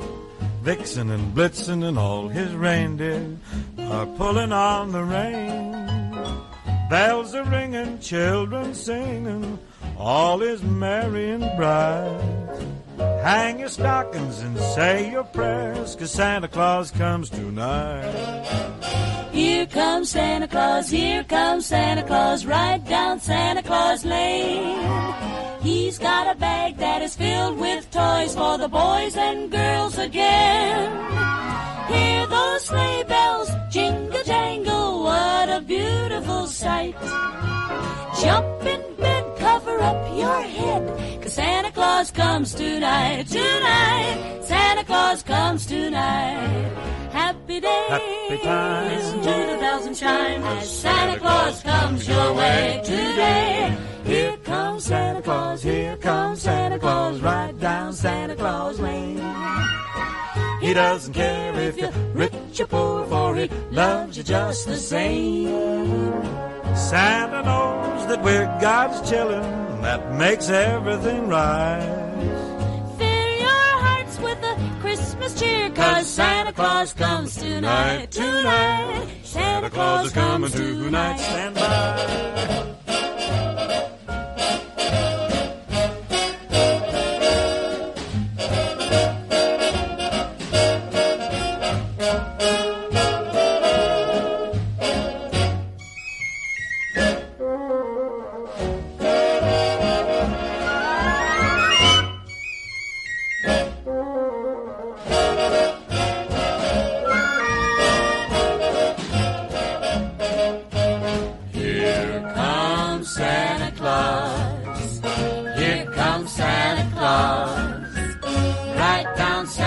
Claus Lane.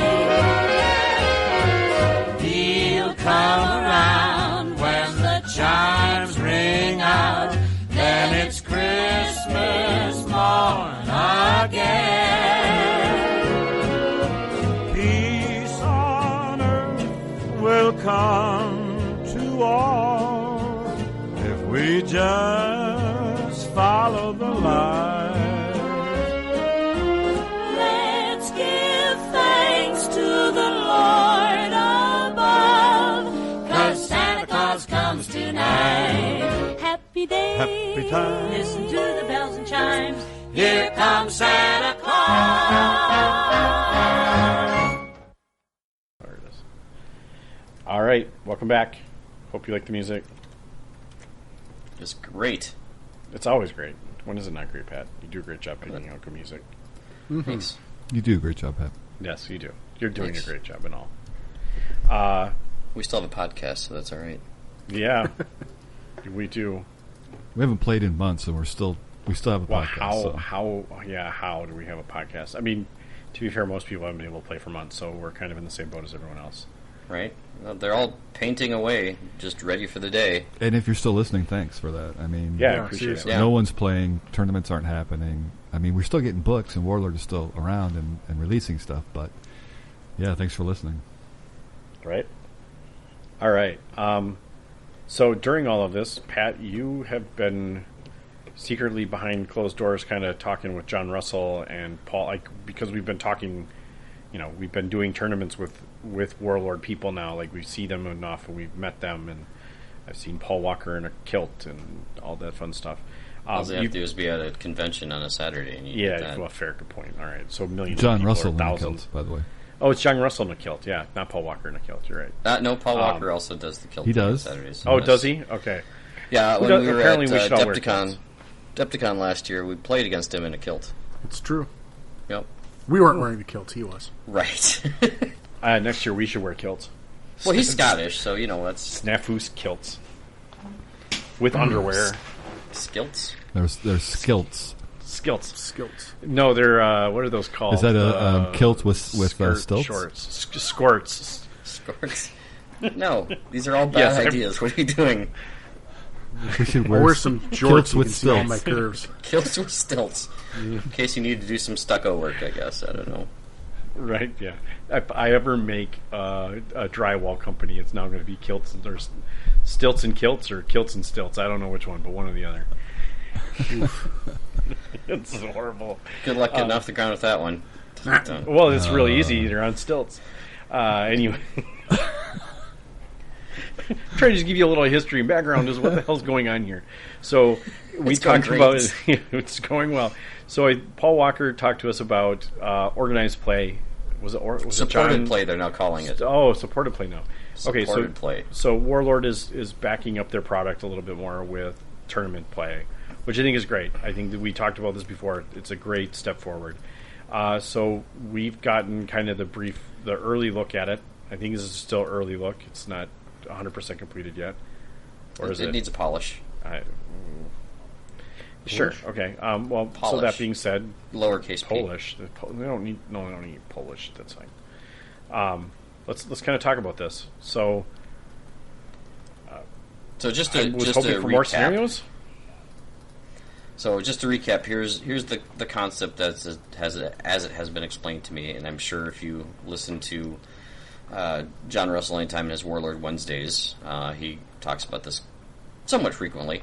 But basically, they have several different packs for an up-and-coming TO or even a veteran TO to help organize their events.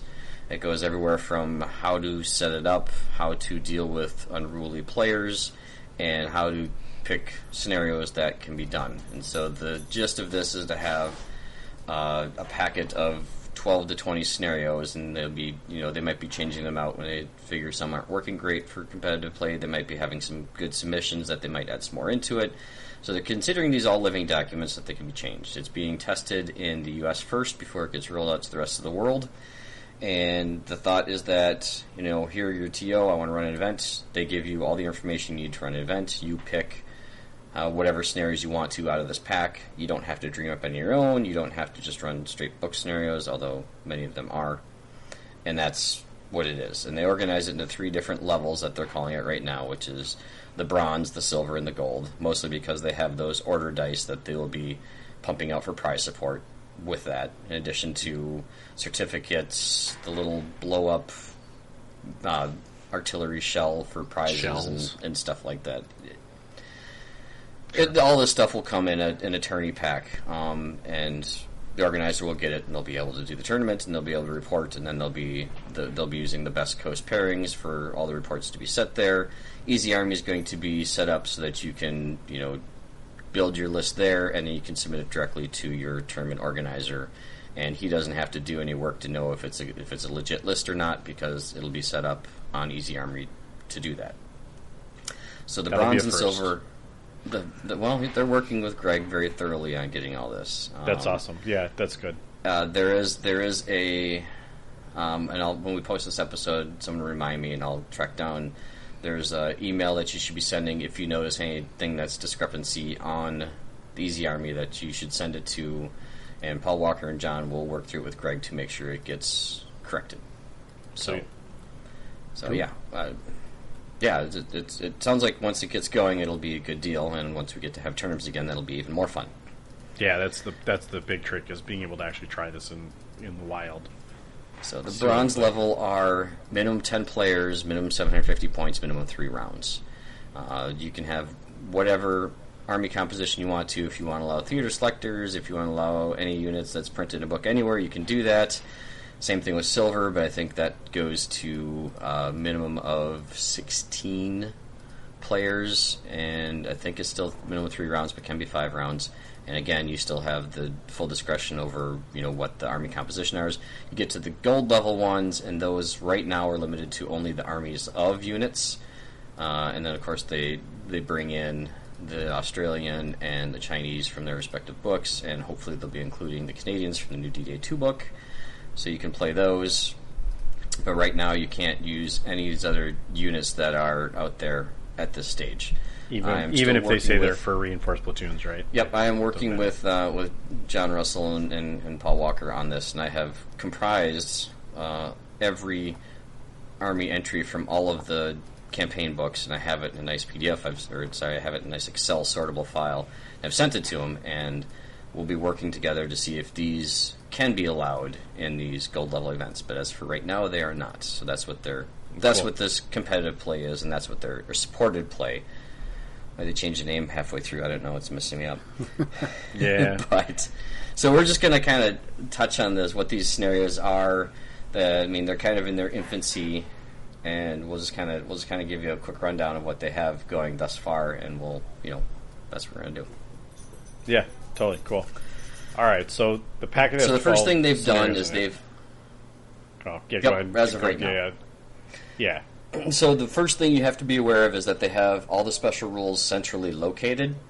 For what forward deployment is, what objectives are, and what preparatory bombardment is. I wasn't even going to dig into that, just knowing that that's likely to change based on feedback. And I think that's I don't know. Yep. We can go through it. I think that's yeah. We've tried this Operation Snafu, and we have these rules apply to every scenario. Okay, and people read the scenario and come up to me and go, "Hey, how do we do this? What's the second line on the first page?" Oh, yeah, I didn't see that. Yeah, players only barely read what's in front of them. So Yeah. Well, they want a one pager when they walk up to a table, especially I look at a gold level tournament, and the only one that I know of is the World Team Championships. I don't want to have to look nationals. or nationals even. They're super high level events. In WTC what was the round limit? 2 hours. Yep. You can't waste time looking at 3 pages in a packet to try and figure out what the rules for that particular scenario. You need them all on one sheet. Here's your one sheet for this game. Everything you need to know is on it, outside of how to win the game. Or it tells you how to win the game, but how do you win the game? You know what I'm saying? No strategy, but it tells you everything you need to know about the winning conditions. I don't know. It's an interesting way of doing it, but to Pat's point, we've already gone down this rabbit hole. We from experience have done this. It doesn't work. You need to kind of conclude that with every scenario. So there are 12 scenarios currently in this one. I think. Okay. So we went over that part. So let's talk about some of these scenarios. So there's 12 scenarios. Are there any attacker defender ones in here? Well, let's start at the top. Through and find out. Yep, we like your live reactions, Rick. So no, Man's Land. That's the first scenario. There you go. Nice cover. Scenario. Yeah. So scenario 1 here is No Man's Land. I think we've seen this all before. I don't think there's any twist on it either. It's a straight book scenario. Yep. It is important to note that there is only 3 possible outcomes. You will either win, lose, or draw. There's no major, minor victories, major, minor losses, which I know a lot of GTs like to run just to give some breakup points between those that win all 5 games and those that barely win all 5 games. Or even 3-game tournaments. If you have a 3-game tournament, you need more separation for 20-man 3-game tournament. You can't just rely on that somebody is going to have gotten to play the top level table. Like you're not going to necessarily be able to pit 1 and 2 at each other and not have 3 and 4. End up in the same exact scenario. Mm-hmm. You just have to be super cognizant of that. So I think that's why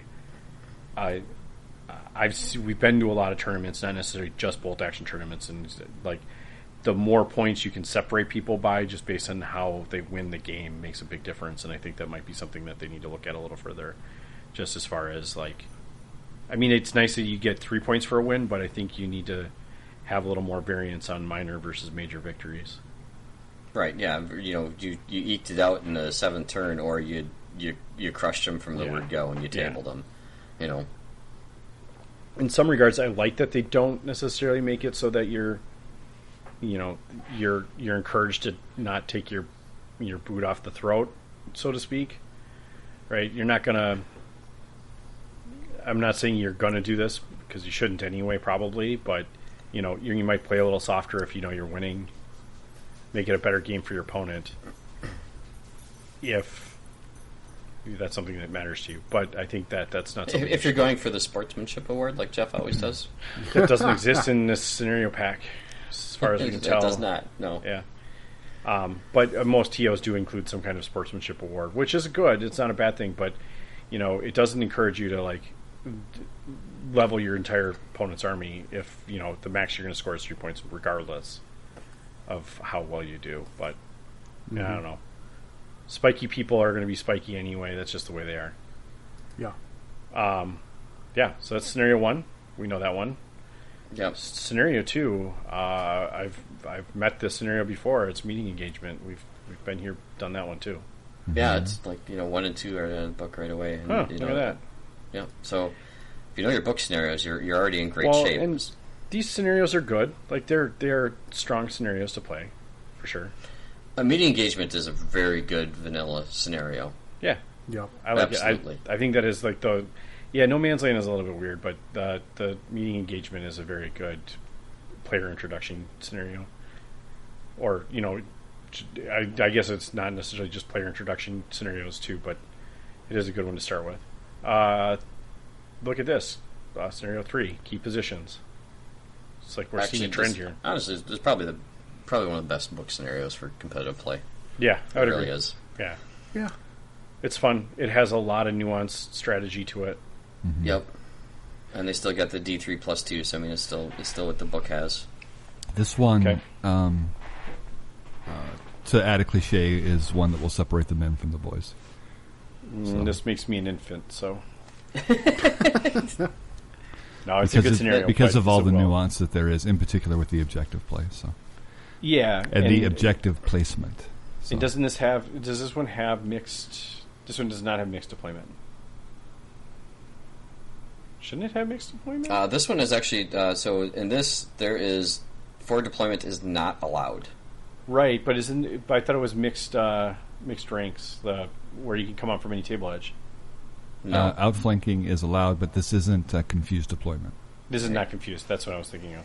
Right. So this differs from the key positions in the book. Is that they're saying that forward deployment is not allowed. Is this? Okay. No forward deployers are allowed as part of the first wave either. So So that's not a Interesting. book scenario anymore. Yeah, they changed it a little bit, didn't they? Yeah. Well, and it's important to be aware of that because that could potentially change where you put your objectives. Absolutely. Yeah, totally. And it does some kind of key important things too, particular to the Soviets about taking away some of those scout options. You can't be on objectives early game, which is good. I think that's not a bad change. Nothing else really matters as far as objectives go, do they? Snipers don't care. Like, they aren't going to do anything anyway. Contest, I guess. They don't shoot. Well, no. Now that this is not our Snipers aren't able to deploy on right. No, because of four deployments right, doesn't allow but it. any unit, artillery, infantry can claim objective. So they could have claimed an objective if they were allowed Yes. to be forward deployed. Someone I think posted in that thing. They want to know what our favorite house rule is. My favorite house rule is the fact that at Snafu, small teams can't claim objectives, but they can contest it. Yeah, I like it. That's my favorite. That's my favorite house rule. But Yeah, it's that's funny. not We part don't of have very this, many, but it's another discussion for another day. right? See episode 57. All right. Shit, you're making me write that down.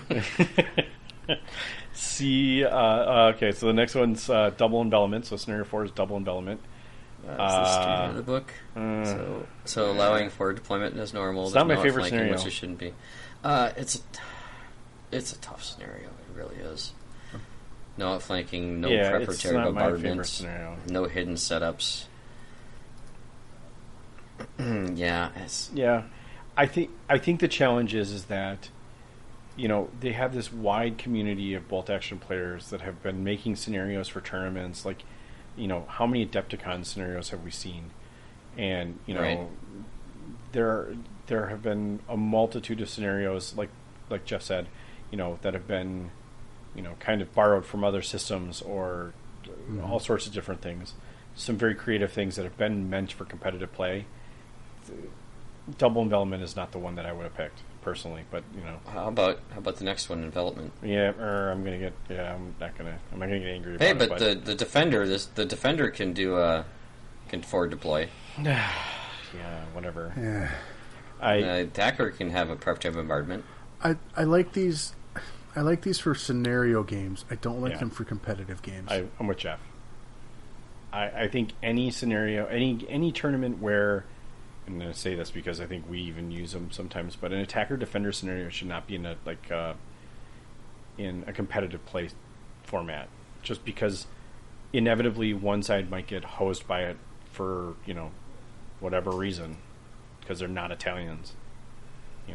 And now it's not to say you should try and build your army to anticipate being a defender in a scenario, but it can be a huge hindrance to one side versus the other. Yeah. It's right? difficult to Preparatory balance. bombardment only Yeah. for attackers. Like, that's brutal. Like, that's incredibly. It can be depending on the role, can be completely sway the game one way or the other. Well, then you like the next one, of point defense, which is another attacker-defender scenario. Yeah, I would. That's the one with the 3 objectives on, whatever, basically the baseline of the defender side. Sure, I think they're it's like 6 defending inches theirs, up or yeah. something. And they again in this one are only allowing the defender to forward deploy and only the attacker to get the preparatory bombardment. Of course, the attacker's coming in the first wave, so and that's why we have 12. Right. 12 I mean, scenarios that's a here. good point.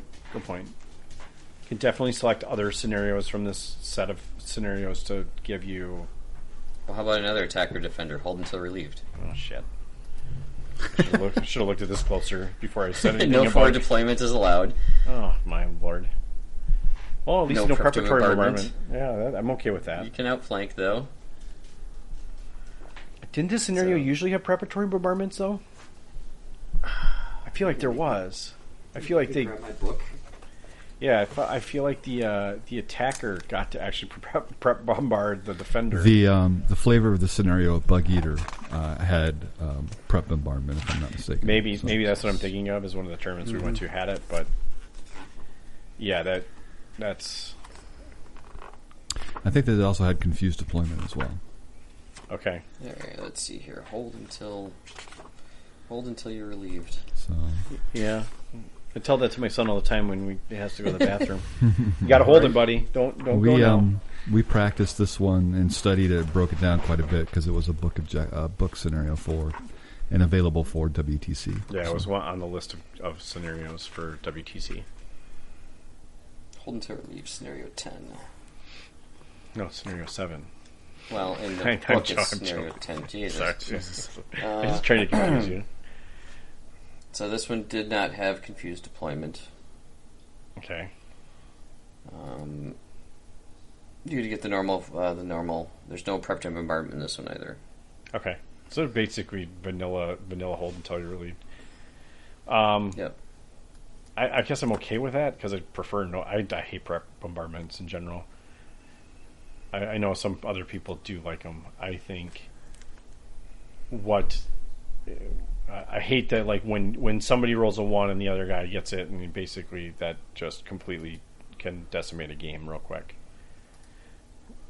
You can overcome it though, I know, but it's just one more thing to add a super shitty variable that you have no control over. Well, and this is the one that you have to put an infantry squad and another unit of damage values 7+ or less within 6 inches of the objective. Yep. And then first wave for your defending stuff. It's like, okay, well, I get to start with 3 targets on the board for the attacker. Cool. Yeah. I think the nice thing is at least you know what the scenario is. So you're going to potentially have built your list to anticipate this scenario. And like we were building up for WTC, we know what units we were going to put on the table and all that stuff. Like, we had a pretty good strategy going into it. So you can overcome these scenarios like that, but it's still just a matter of I'm not a fan of that particular style scenario where it's lopsided. It doesn't make an even fight. How about sectors? Sectors. I like sectors. Sectors is a good. I like our sectors better, but yeah, sectors is okay. I do yeah, too. I submitted that one. They didn't like it. I like it better because it does offer you more opportunity to score. Well, I don't know. My biggest beef problem, whatever you want to call it, with their sectors versus our sectors, is that with their sectors, since it's only 4 quadrants, you just sit in the middle of the board, and then in the last turn you just take a side step or a forward step into whatever sector. Yeah, whereas when it's 9 sectors, you got to actually pick where the hell you want to be. Well, you can't deploy within 12 inches of the center. Well, yeah, you move there. Right, yeah. You move there and wait your turn 5 and cross turns to move up there. Right, it's like sitting in Arizona, Utah, New Mexico, and Colorado all at the same time. Exactly. Yeah, just like now I'm in Colorado. Okay. Yeah, good point actually, because then you have way more. There's way more cross points like that where you can't really do that. Yeah. It is what it is. I still don't hate the 4 quadrant sectors. At least it's. Oh, it's even. not bad. I just like ours better. Yeah. It's a double quarter pounder with cheese, and I want a steak. That's all. Wait, I'm looking at something here that I didn't see above. Which one? Well, there's so there was a note in there about preparatory bombardment that said see scenario, see something 5. Allowed for see a 5 above. So I don't. Hold on a second. Let me read what this says again. See note 5 above, but it just says both players get it. I think it's going to be that on a 2+ thing. Yeah, but it doesn't. It doesn't say that you roll 1 dice for both players. It seems like it's exactly like normal preparatory bombardment. That's what I was wondering. Is if there was a note about it. It's likely, great. If you don't, it's just referring back to the note. Yeah. Yep. Which isn't very useful because that's basically just saying you get preparatory bombardment on a 2+. Okay. And this next one is Nuts from WWPD. Okay. Side with the most controlled of 5 objectives of the game wins. Okay.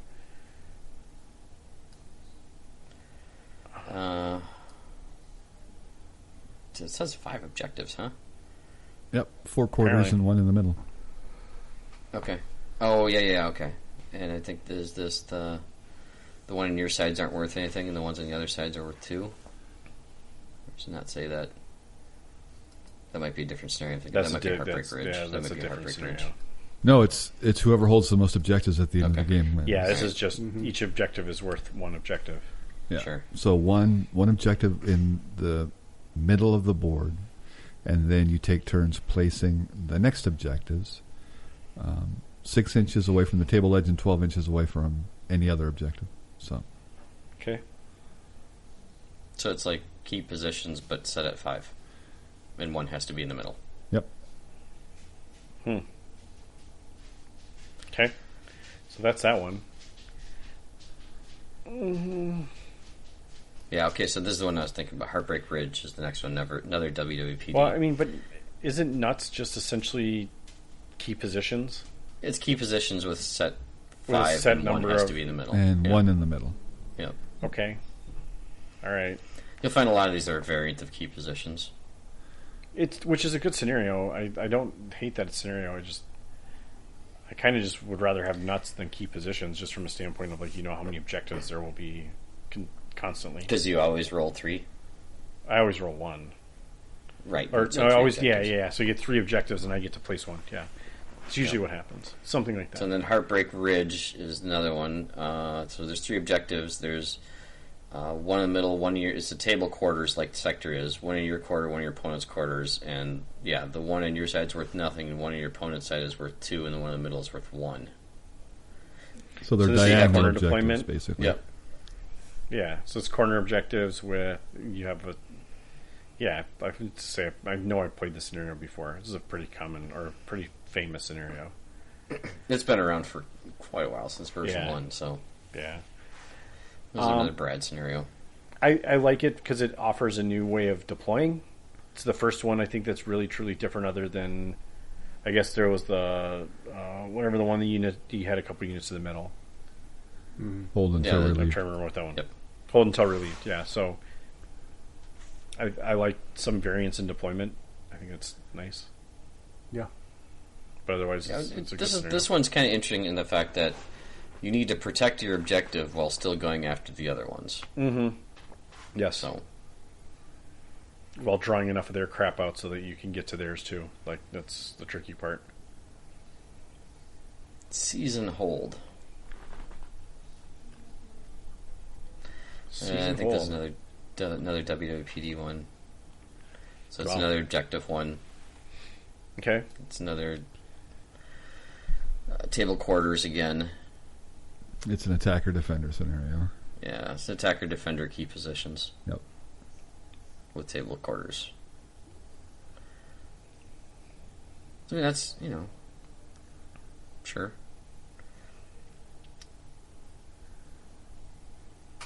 Okay, so they have, again, opposing table quarters. Yep. Okay. Sure. Seems a lot like the last scenario. Yeah, but with a slight twist. Sure. I guess maybe those subtle twists are enough to make it be strategically different. I guess I'm not seeing it as much, but okay. Seems very similar. Now, like, obviously that's kind of nice though, because you wouldn't necessarily pick.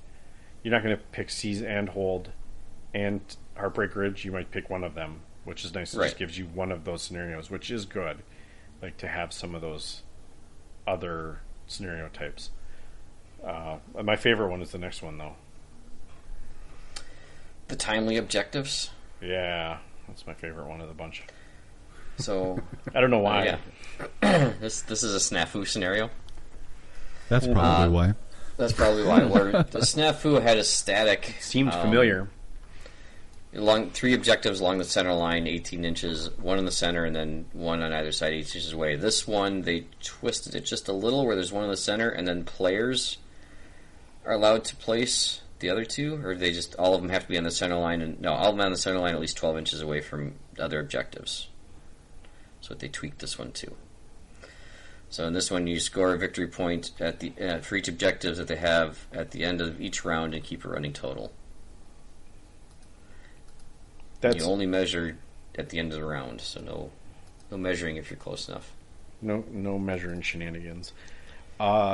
See, that's the funny. So, like, I have a tough time talking about this one because this is a Snafu scenario, and like, was it Jeff that wrote this one? Jeff, this is your scenario. So it's this is what I would call a twist on an objective scenario, right? Like you've actually done something to the objective that makes it different, right? By scoring every player round versus at the end of the game, like it feels different. Whereas like, Heartbreak Ridge and the one following it seemed remarkably similar because they're just another objective scenario. Like, I'm not saying they all have to be like this. It's just this changes some variance. Yeah, it changes how you have to play the game to win. Yep. Yeah, absolutely, for sure. Yeah, it definitely makes you play a different game, which and I it think might is favor a different kind of list as well. Well, that's the idea, right? I think the idea of what I would hope, like a tournament level packet or like like an overarching packet would do, is that it's going to try and weed out the min-maxy meta stuff that would prevent, like you're kind of you're encouraging balanced play via scenario. So you got to be able to build or at least be flexible enough to be able to play a bunch of different scenarios in different ways. It's not necessarily going to stop min-maxing, but it will encourage better list building, probably. Maybe not. No. I don't know. This scenario does do something different than the other ones, and that's what I like about it. And it's not to say there's anything wrong with Heartbreak Ridge has been around forever, and it's a great scenario. And I think it has its place, but I think we have I feel like there's a lot of redundancy in here as far as like there's a couple scenarios you could probably mash them into one and make another one instead. But I don't know. Random objective placements. Yeah, I like that this one doesn't have random objectives. Right. Like that. And they're all in the center line. Yep. And that's the thing. It's like I know where this came from. Like this is an old tournament scenario from War Machine in some regard is where where it was derived from, and that tournament scene was very much about. I wouldn't say it was about symmetry, but it was about equal opportunity to win the game, and that's something that this does well too. It's barring some crazy terrain problems maybe, but its goal is to try and make it as an equal fight and fun for both players, and they both have an opportunity to win it, and nothing is going to really stop you from doing it, right? Other than your opponent, which is the goal of the game, right? But you're never going to get hosed by some stupid, the prep bombardment and all your units take 3 pins. That's fun. Yeah, or die. Or die, yeah, right? Your tank gets blown off the table before the game starts. Like, yay! That's usually a good time. Yeah, it usually makes for a real fun game in a tournament's play. Don't bring that tank. Apparently, don't bring the tank. That's or your don't bring the open top 7+. Yeah. Yeah, I mean, well, right. That's the ultimate answer. Is just don't bring whatever got killed. That'll because he didn't use it anyway. Right. That'll teach it. Don't bring anything that you'll be sorry to lose in case it gets bombarded off the table. That is true, right? If you're kind of building to that. Otherwise, keep it off the table and bring it on after the bombardment. Yep, which is also an option too. But just the idea of having something different. So. Anyways, we've gone through this whole thing because of WTC and having to work out. Well, what can we put on the table? What can't we put on the table? All that stuff. Expect an announcement for WTC in the upcoming week. By the way. Oh boy! Okay. Oh boy! We'll probably not be allowed to go still. We'll probably still be in quarantine. Who knows? For the next 3 years, you're not allowed to leave the country. Anyway, who knows? Okay, well, that's the end of the scenario pack. Well, before we move on, Jeff, what do you think? I mean, one of your scenarios is kind of in the pack. Are you happy with it? What are you thinking? I'm always going to be glad when one of my scenarios is going to be seen get used. That's why I write these. Yeah. And like Rick was saying, I try to aim to put some kind of twist into the game that's unusual compared to what your standard scenarios are. I mean, if you've been to Snafu and you've played the objective table Partisans, I like to put interesting things going on. You just like to mess with people's heads. Well, I mean, I'm joking. It's very easy for when you're playing games to get in a rut. Yeah, sure. And I find changing up how people have to play the game a little bit to be very good. But you have to balance that against being not overly verbose and having too many special rules, in which case people will just misread or not read them, and just go smash each other in the face. Yeah. So, Which is a viable tactic. It is. It is, but we're trying to elevate the game a I little. can't remember what tournament I was at where my opponent and I both looked at each other and we tried. It might have been Bug Eater, where we looked at the rule, like the scenario, and we were like, "Yeah, okay. Do you want to just play meeting engagement?" We're like, "Yeah, let's do that." Like it didn't. We were we're nowhere near going to get on the podium for it. We're just like, let's just play the easier scenario. This one seems like a lot of work. So that happens sometimes.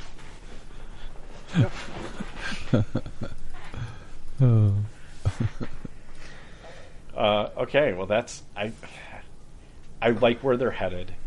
I want to see how they pump up the format and make it, Yeah, they definitely need to clean it up some. Obviously we're getting a pretty rough cut of what's going on, and I think that's okay. That's good, but promising start, I think. Yeah. Yeah. I don't think there's anything wrong with any of them. I shy away from attacker defender, and I think there's a lot more opportunity for other scenarios. But I also think we talked about this before, about the opportunity that this isn't necessarily going to be 100% static list of scenarios. Maybe down the road they'll add a couple more, or take a couple out and add a couple more. Maybe, hopefully. Yep. Or maybe we just have to learn to play double envelopment. Yeah, we can do that too. I don't think there's anything wrong with that. I just don't. I don't know. Double envelopment is fine, except when you get a table that's got lots of roads. Right. Yeah, and they're like, I just took all my stuff on a truck and went off the table. You're like, oh shit. I guess it's game. Good job. Yeah. Okay. Yeah, all right. Well, then you got to blame the board designer on that one.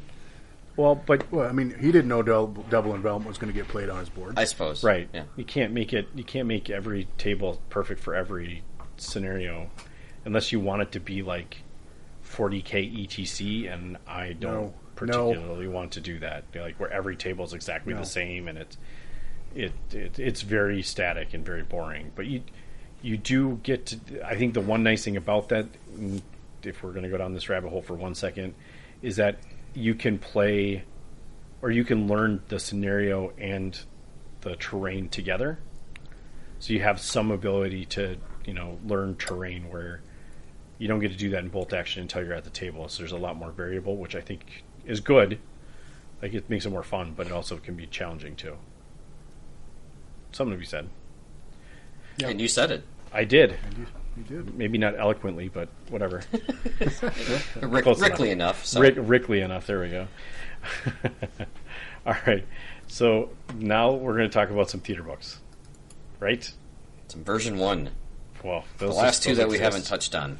Yeah. These are ancient. Dude, these are ancient.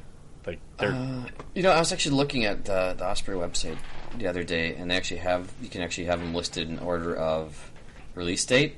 Yep. And this Duel in the Sun was actually the second to last in first edition. Which this is the first still theater feels book, ancient. campaign book, whatever I bought. So when I started playing. Well, there's that. Sure. Okay, so Duel in the Sun and Germany Strikes are the two books we're going to look at today. I think it's cool. Sounds like fun.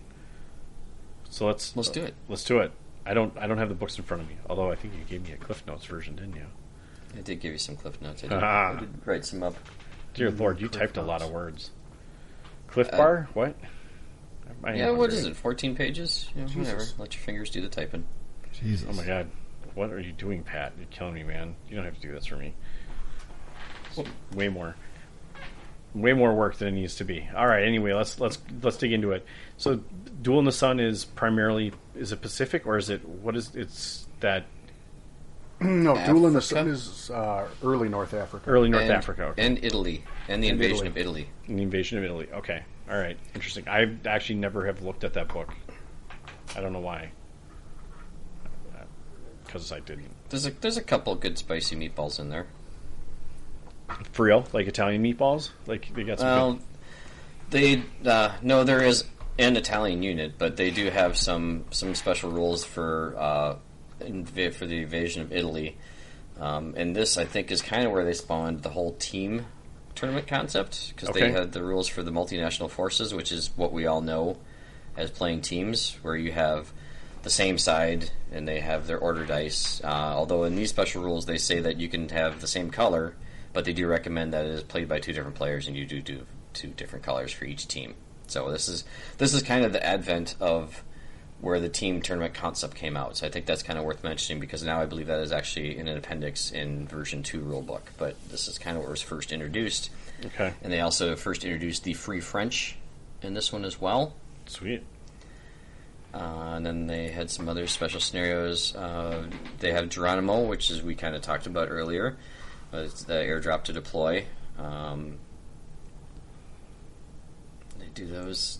Okay, this one actually gives the flag for them. They have gliders, and then of course night fighting, minefields, and limited fuel supply. We're all familiar with those. Using captured enemy vehicles. So they kind of really started doing the special rules a little more in depth in here than they did the previous ones. So, Sure. Cool. and it's all covered in the Invasion of Italy special rules. So Okay. there you go. And they, of course, were using scenarios for the most part out of the book. They weren't writing their own scenarios too much for these. But this is, again, all kind of version 1 stuff. Right. So it's not the new format where they kind of walk you through whatever section of the war it is. Kind of like Yep. timeline-wise, they just start giving you a snapshot of the stuff that was happening over there. Yep, and they covered a lot more than just, so the theater was like, the 500,000 foot view. That's a lot of feet. 50,000 foot, that's a little better. Right. We'll put you in low orbit. Yeah. Well, and yeah, so to me, this looks like from the 14 pages of crap you typed up here, they're covering more ground as far as things that you get to. So I kind of like the new format in a sense that it might be you might get a little less, like you might get less units and maybe less theater selectors, but you're getting the scenarios that kind of tell the story too, which I think is kind of nice. This seems to be like a lot more unit-based stuff. I don't know. That's what I'm seeing. What was the first one I put in the list for you guys? The Indian Army, Indian Division Reinforced Platoon, which I think is pretty sweet. Yeah, so this is where the Indian cheese comes from. Ghee? Isn't that ghee? Indian cheese? Well, this is so it's an armies of Great Britain, but they have a small twist. So they have unsurpassed bravery. Say that 3 times fast. Which basically gives them for the motherland that the Russia gets. If they're destroyed, they can re-roll. If they fail a morale check and would be destroyed, they get to re-roll and apply the results. It's cool. And then they also, they get the normal armies of Great Britain, and then these. So you trade all 3 British Army Special Rules for these two. Okay. So you don't get the bravery and the manpower of the Empire. We get a free 10-man regular rifle squad. That's pretty good. Free regular squad is way better than the Soviet one, for sure. Yeah, I mean you're giving up your artillery observer for it. Yeah, you're giving up your rapid fire. You're giving up your prep bombardment. Yeah, I don't know if it's better than some of those other rules, but I mean, obviously it's not, because you get your free observer, and then on top of that you get free shots. It's not better, but it's flavorful. I like it. I mean, I like how they phrase it that you may trade them. Right. Oh, did they really? That's how they wrote. Really? They said, they threw the word "may" in there. You may trade them for these. Well, I imagine that's so you can keep your 3 British Army Special Rules, and not take unsurpassed bravery and the manpower of the Empire. Yeah. So, And if you're still painting your Indians, right. It's making it so you can still play them the way you want to. Right. It makes sense. I've heard this abused a lot in tank wars or armored platoons to get the free squad. Oh, sure. And then a lot of people paint their Indians rather pale. Don't repaint their British and just field them as this. Right. I've heard some okay. tournament reports about that, but that's a hobby. aspect of things. That's, I mean, Yes. it's not. I wouldn't say that's a level of rivet counting, but that's getting closer. We accept all the players. Let's pitch a bigger tent. No, I have no problem with it. I can see why people would be upset about it, though, if they're playing Indians and they don't have any of the Indians on the table. But whatever. Okay. Now the other ones, they might take offense to if you don't. The next one in the list here, they may take offense to this if you don't paint them correctly, is the Maori, but I don't think that's how it's pronounced. Maori infantry, which they're badass in my opinion. They're regular infantry, regular or veteran. Yep. And then you pay an extra point per man, and you add this tiny little rule. Insignificant. Formable fighters do not benefit from the national characteristic you've chosen for the army, but instead always have blood-curdling charge, up and at 'em, and tough as boots. Nice. Affectionately referred to as Gurkha Light. Yeah. I have a bunch of guys in they, my closet that are going to be these guys when I get to them. And they are available as a generic reinforced platoon selector for Yes, the armies they of are. Great Britain. I like them. Yeah, they're awesome. Yeah, there's They no much are- not to like. They're not Gurkhas, but they're pretty damn good. Well, Yes. they're Gurkhas and everything except Scary Blighter. Yep. So you have the rest of your British force having rapid fire, and you throw a couple of these guys on, and you're like, hey, here you go. An extra point, and I get 3 special rules. Oh, okay. My army was going to be all these guys. I'm not going to lie, except for anything that can't be. Essentially, I guess there's that. Well, just because it'll look scary on the table. It would look scary on the table. You are correct. Right, I'm trying to think of where, so. I'm doing a little research as we go because I'm sorry I don't remember where these guys are from. Because they're from New Zealand, yeah, right? Yeah. Okay. In the in the islands. Yeah, so they're pretty badass dudes. So Yeah. Oh yeah. Okay. Speaking of badass, Yeah. Okay, let's keep going. What's the next we one? kind of touched on them. This is the Special Air Services, or the SAS. Yeah. So that's, what are they? They're veterans. 4 guys. You can add up to 4 more. 18 points each. You can bump up their SMG up to SMGs for 2 points. Anyone can. 2 guys can have an LMG. You can further upgrade that LMG to a Vickers K, which now fires 5 shots instead of 4. And if you really feel so inclined, you can give them anti-tank grenades. But they have the special rule, who dares wins. They're fanatics. They've got behind enemy lines, so they're not taking the -1 when outflanking. Sorry, just don't take it when coming on the table. Outflanking. Oh, sorry, when outflanking. Tank hunters, yeah, sure. And then I mentioned the Vickers K, which is an extra dice. And they are a generic reinforced platoon selector, and they are really good. They are the Brute Squad. They're really expensive, too, so... Yeah, that's kind of the unfortunate side effect of that For one. the record, though, they start with pistol and rifle, so they already have tough fighter. Which is why your submachine gun is only 2 more points. Yep. Thank you, Jeff. So, veteran is 13. So, fanatic is 3. Pistol is another 1.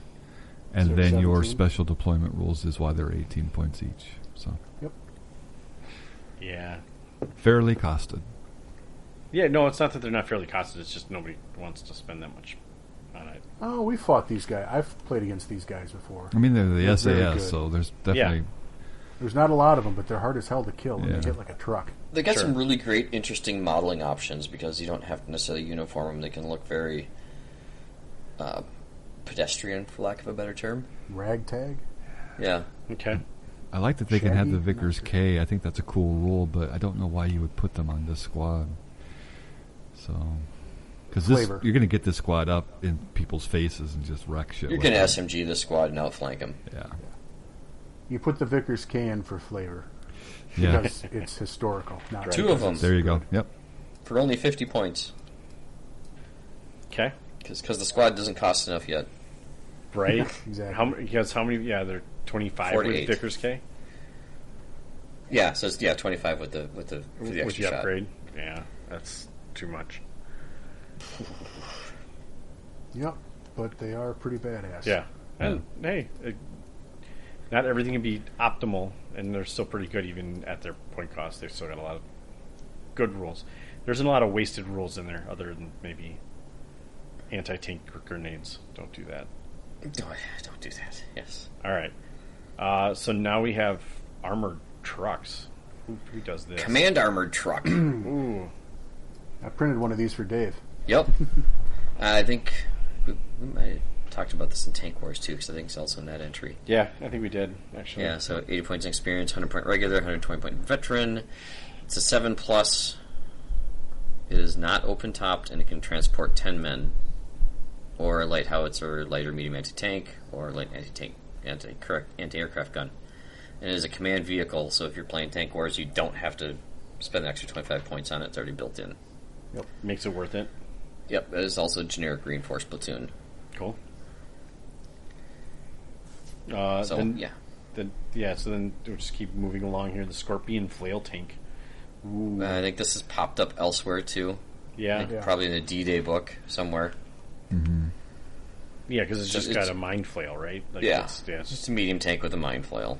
I Okay. feel like they missed out on having that mind flail. Just be like, if this thing tank shocks, the unit automatically is destroyed. Right? Oh, like as far as like killing an infantry squad or something? Yeah, Just because it's got a flail on it? yeah. Yeah, sure. Why not? Just saying. I mean, it's a little 40K, but it's, It might be a little Or 40. Mad Max action. It's like Right. 6th edition. I'm trying to 40K. think of a reason you'd ever actually take one of these in a reinforced platoon rather than a. At scenario. 160 points regular, and all it has is a light anti-tank and a coaxial MMG. Yeah, no. That's what I'm saying. And it's slow. Yeah. Yeah, not likely to be taken, but, whatever. But, hey, there's an option to remove the turret, so... Well, that's how you get the flail.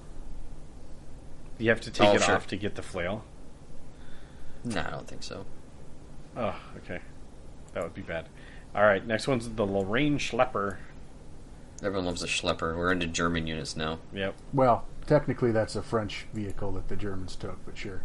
Okay. If you want to get all semantic on it. Jeez, Jeff. Yeah. Well, All right. No, yeah, that makes sense, because otherwise it'd be like the Lord Schlepper or something like that. Sorry, It'd be a Dale, just to lot harder. clarify, it is an option to remove the tank, making it the Scorpion Mark II. yeah. Okay. Fun.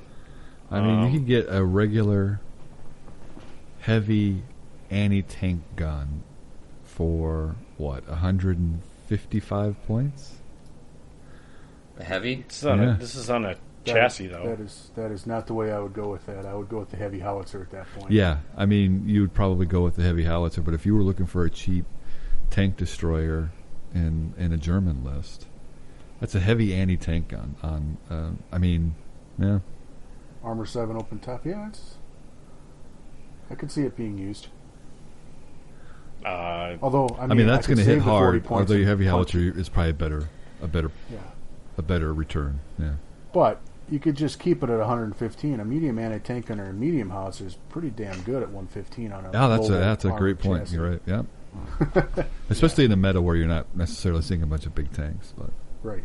yeah, that medium howitzer is going to do work. Yeah, that'll do work. I like this entry. That's a good one. Does it? It can be both of them then, though. Or Either or. Either or. So, no. Like in the listing, so it's one forward facing or medium howitzer. You anti-tank just choose or one or medium the other. howitzer. Okay, all right. Yep. Open top Yep. 7 plus armored carrier for 115 points regular.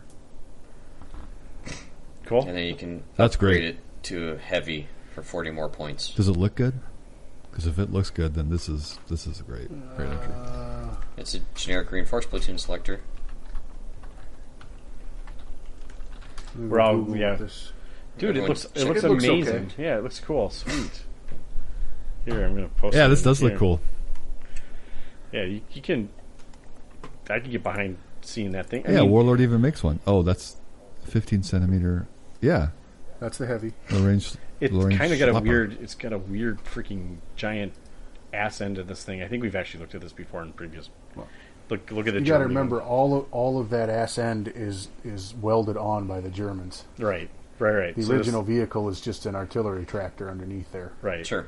And they just put a German turret on top of it. Well, it's not even a turret; it's like a metal box with an artillery piece like welded inside of that. That's cool. Yeah, that's essentially what it is. Cool. It's for the price. I'm having a tough time being excited about the actual tank, but now that I look at it again, I thought it was cool. It's taking and your I'm tank slot, so there's a lot of options in there. Okay. Yeah, there are. Let's moving along to the SDKFZ 263 armored car. Hull-mounted forward-facing MMG. It's a dual-directional steering, 7+ armored car, command vehicle. So, if you need a command vehicle, here you go. Mm-hmm. Yeah, or Reinforced platoon again. Okay. for 10 points more, you can get an open-top medium howitzer. Yeah, but this is your armored car slot, so you can take both of them. Oh, there you go. Well, the one right below it is more exciting to me. The 6.3 Diana half-track. Diana? Which gives you an anti-tank gun at least. Mm-hmm. Yeah. It's a little better. Forward-facing medium. Yeah. It's open top, though, and it's not dual-directional steering. Yeah, there's that. Okay, fine. Neither one And of them it's are a half great track. choices. Don't take either one. So in the half track, it is a tank destroyer slot for your generic reinforced platoon. So it takes your tank. Yep. Yeah, Yep. It's not. Don't take that one. Unless it's flavorful for whatever list you're building, because then do good. it. But If you need to sing "Oh Diana" or something, no, sure, whatever floats your boat, man. Take it if it water floats my boat. Yeah. In most cases. So let's go to the 999 Light Africa Division. I like saying 999. It's the Niner. 999th. Inexperienced regular squad, Straff Battalion. Okay, we've seen Straff Battalion before, so this is nothing. Basic loadout, but you can make them shirkers. Yep. Meh. Yeah, I don't know. Can make them cheap. Sure, pretty cheap to begin with, anyway. If you want to go inexperienced shirkers, that sounds like not a great choice. Well, they don't cost anything, so No, they don't cost you much. So this is the you can fight back with the Russian Spam here. cheap costed ones. Basically the same thing, right? Except Right, so- shirker sucks. yeah, it does. But your inexperience starts at 4 points. Shirkers is -3 points. So That's weird because inexperience is usually 7 points anyway. they Yes. this write-up may have actually included the shirkers, so that's just 4 points probably. Yeah, I feel like it did, but whatever. Yeah. Because otherwise, 1 point a model, hell yeah, I'll do that all day. No, because the additional models are 4 + 4 points each. Unless that's a typo on Pat's part, but that's so is it I feel including like shirkers? I feel like there's a typo in there. Right. Because a 1 point model is pretty ridiculous. Even if a 1 point they're model, the shirkers. rifle is stupid. Even if it's a shirker and experience, Yeah. is stupid cheap. Right. That's probably Weren't we corrected working somewhere. on like some partisan math That where was we close. Yeah, put they took that away. Yeah. pistols and things like that? Yeah, And, yeah. Yeah, one guy, 1 point. Expect that shots to be with taken pistols. away if it's there. Yeah, that Right. got I'm sure it's taken not. away. I think we know what they were trying to do here. So Yeah, it's 4 point models would be. More I could open appropriate. FAQ, but it sounds like a lot of work. yeah. Yeah, we're not doing that right now. It's too late at night for that. All right, so next we're going to get into some U.S. units. The thing that was overlooked in every book up until now was the Veteran Infantry Squad, which is just silly. It shouldn't have been. Congratulations, guys. You made it. Yeah. It took you into this book to get it. It should have been in the base book. Which is funny because this book talks about Operation Torch, where there's no... Where it's what only inexperienced troops can be taken Correct. Yep. in Operation Torch? Yeah, it's like the first engagement, wasn't it, for U.S. troops? European theater, yeah. So they're pretty much exactly what you expect, but they've got the ability to get Tough Fighter, which is sweet. Yeah, that's amazing. Yeah, like Veteran Tough Fighter, you basically... Yeah. Which is funny because I would take these guys as my Marines every day because they can get Tough Fighter. Veteran Marines can't even get Tough Fighter. They're just a direct upgrade. Yeah, they're arguably the best infantry for U.S. that you can get. I agree. Unless you're going to do something else like regular, get more guys or whatever if you need more. Of course, guys. they got the bars in there. Yep, they got bars. They got BARs. Seriously. Come on, Pat. They don't have all the extra loadout the Marines get, but nobody should be taking those things anyway. Like, Yeah, that's- no shotguns or extra pistols. You shouldn't be taking that anyway unless you're making a unit for flavor. Right, to be sweet Marines, yeah, for sure. Okay, Weasel. We get a Weasel now. We've talked about the Weasel, Yep, we've talked Weasel about the before. Weasel. Yep. Here he is again. Yep. Can make it Travis Scott amphibious. is basically, yeah. No one's going to do a Pauly Shore Weasel? Okay, good. No, God, no. Is that guy still, where is that guy? I don't know. Ages. It could be amphibious. It could be the water weasel for 5 points. I like water That weasel. just sounds dirty to me.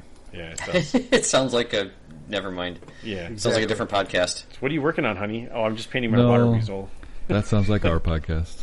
It sounds like us. Yeah, you're right. Playing with the water weasel. Another generic reinforced platoon. All these have been so far. Yep. Yep. Italy. Hey, look, it's what's on my painting bench. Yeah, what are these called, Jeff? Because I'm not going to try and say that. Paratroopers. Yep. Exactly. All right. Italian paratroopers. There you go. Yeah, they made their entry. One of 2 that they'll eventually have. There's another Is there book that anything- has also paratroopers. I was going to say, is there anything special about these guys outside of the fact that they have... Oh, they can get Panzerfaust as They Italians. have 3 That's Panzerfaust. basically what's special about them. Yeah, that's what's special right there. That's nice. Actually, they can get assault. One guy can get an assault rifle. Yeah, okay. Yeah. I've been less excited about them in second edition since they kind of muted them a little bit, but still good. Still good. Can get something. Gets you assault. Generic reinforced platoon, of course. Yeah. Yep. Samavante 7534 is also in here. Okay. Forward-facing hull-mounted heavy anti-tank. Forward-facing hull-mounted MMG. It's 9+, vulnerable. It's got the rivets. Not open top though. It is not open-topped. For 220 points, that's... And it's also got the beefed up HE I don't want to shell. put too fine a point on it. If you're playing Italian, this is one of your best tank hunters. Oh, for Yeah, sure. yeah. The fact that it puts D6... wait. No, that's hits. Yeah, remember you got to translate that. It goes to Yeah. the 3-inch template. Goes to a bigger template. Okay. Yeah. That's cool. Yeah, you got to translate the first edition stuff. Yeah. That's right. Okay. So, yeah. It's And of it course, seems okay generic stuff. reinforced platoon selector. Okay. I don't hate any of it. I think there are some stronger things in here than others. Obviously, Maori and the Indian Division stuff is pretty bonkers compared to some of the German stuff, as normal. Fun book overall. I think it's. I don't know if I were starting out in bolt action, I don't think I would suggest people go pick up the first edition theater books first. I think it'd tell you to get some of the newer books before you go back and get this one, but this is probably a fun one to get later on. Yeah, no? Yeah, there's some. So if you read through some of the scenarios around the taking of Italy and stuff like that, there are actually some pretty interesting ones there. Which is funny because None of them make the Italians any better. I'm just gonna say that, Yeah. but the scenarios look interesting to play. Okay. And cool. again, I think the one cool thing is that was the birth of the here now you can play teams. Here's the rules for that, Sure. which I think is kind of an important takeaway. Yeah, I don't see a lot of like Italy tables or anything. Even I guess I don't see a lot of that side of bolt Well, action. maybe next year I'll work on one. We're going to make half our players play Italy. No, Everyone's just like, I'm not going to your an tournament. Italy this year." scenario table, maybe. Sure. No, that'd be cool. I mean, to have some flavor of it. It's disappointing to me that Italy is so underrepresented. I mean, I guess I don't know. And the best thing you do is you take the Avante Savoia and you take away the negative penalty on it. Sure, And boom, fixed. Sure. Yeah, there's easy ways to fix it. I hate really having to fix it for Warlord, but and that's kind of what we're trying to avoid. Right. Yeah. There's enough fracture with everyone running their own way with their own house rules and how they're going to do it and how their platoons flesh Right. out, and that's all fine. But that just screams more of there needs to be a bolt action come to Jesus moment with the version 3. Right. Well, I mean, kind of bring these all back together. Lord knows how many different versions of like here's how you fix it, Italians. I've heard every time we talk about it on here, we easily get 4 or 5 people messaging us just saying like, oh, here's my once suggestion. A month I get, Here's once a month I get something. Yeah, and it's like, here's our suggestion how to fix it, Italians. It's like we get it. We know there's ways to fix it. It's just that's not the book. This is somebody will eventually fix it, hopefully. Okay. Do we know his name? Yeah. Yes, we do. Everyone knows his name. No, I'm just saying. Yeah. All right, so let's start. Let's kick out Germany Strikes so we can all go to bed at some relatively decent hour. I think Dale's probably fading here. No, I'm here. Cuddling with the dog yet? Or is he cuddling with you? Cosmos, no, he's sitting next to me still. So. Okay, all right. He's not. He's got some time left in him. Okay. Yeah. Oh, he's sleeping. He's out. Oh, okay. So they had a bunch of Polish units that you're not going to ever use. Oh, fun. Okay, post office unit. That sounds fun. Right, and none of these in this book say where they can be used, generic reinforced platoon or Perfect. Otherwise. Yeah, that's great. That's the best. This is start. great for scenario play inside the book. Right. Yes. Yeah, that's about all they're going to be good for. Okay. Well, they gave a interesting one as the Polish post office garrison grenade section. We gave him a VB launcher for an NCO and one man. Yeah. So Sort of like sneaking a light mortar in, kind of. Kinda. That's interesting. What's the points on it? It's 40. So it's a little more, Yeah. right? 32, 36. What's the regular? 35. Okay, so yeah, whatever. It's like I said, these are very much geared for scenario play. This isn't something you should. I mean, you could make if you could talk the guy into it, you could make a reinforced list out of this. This is scenario play for these specific scenarios. Yeah, these are all they're not legit campaign books, right? So Yeah.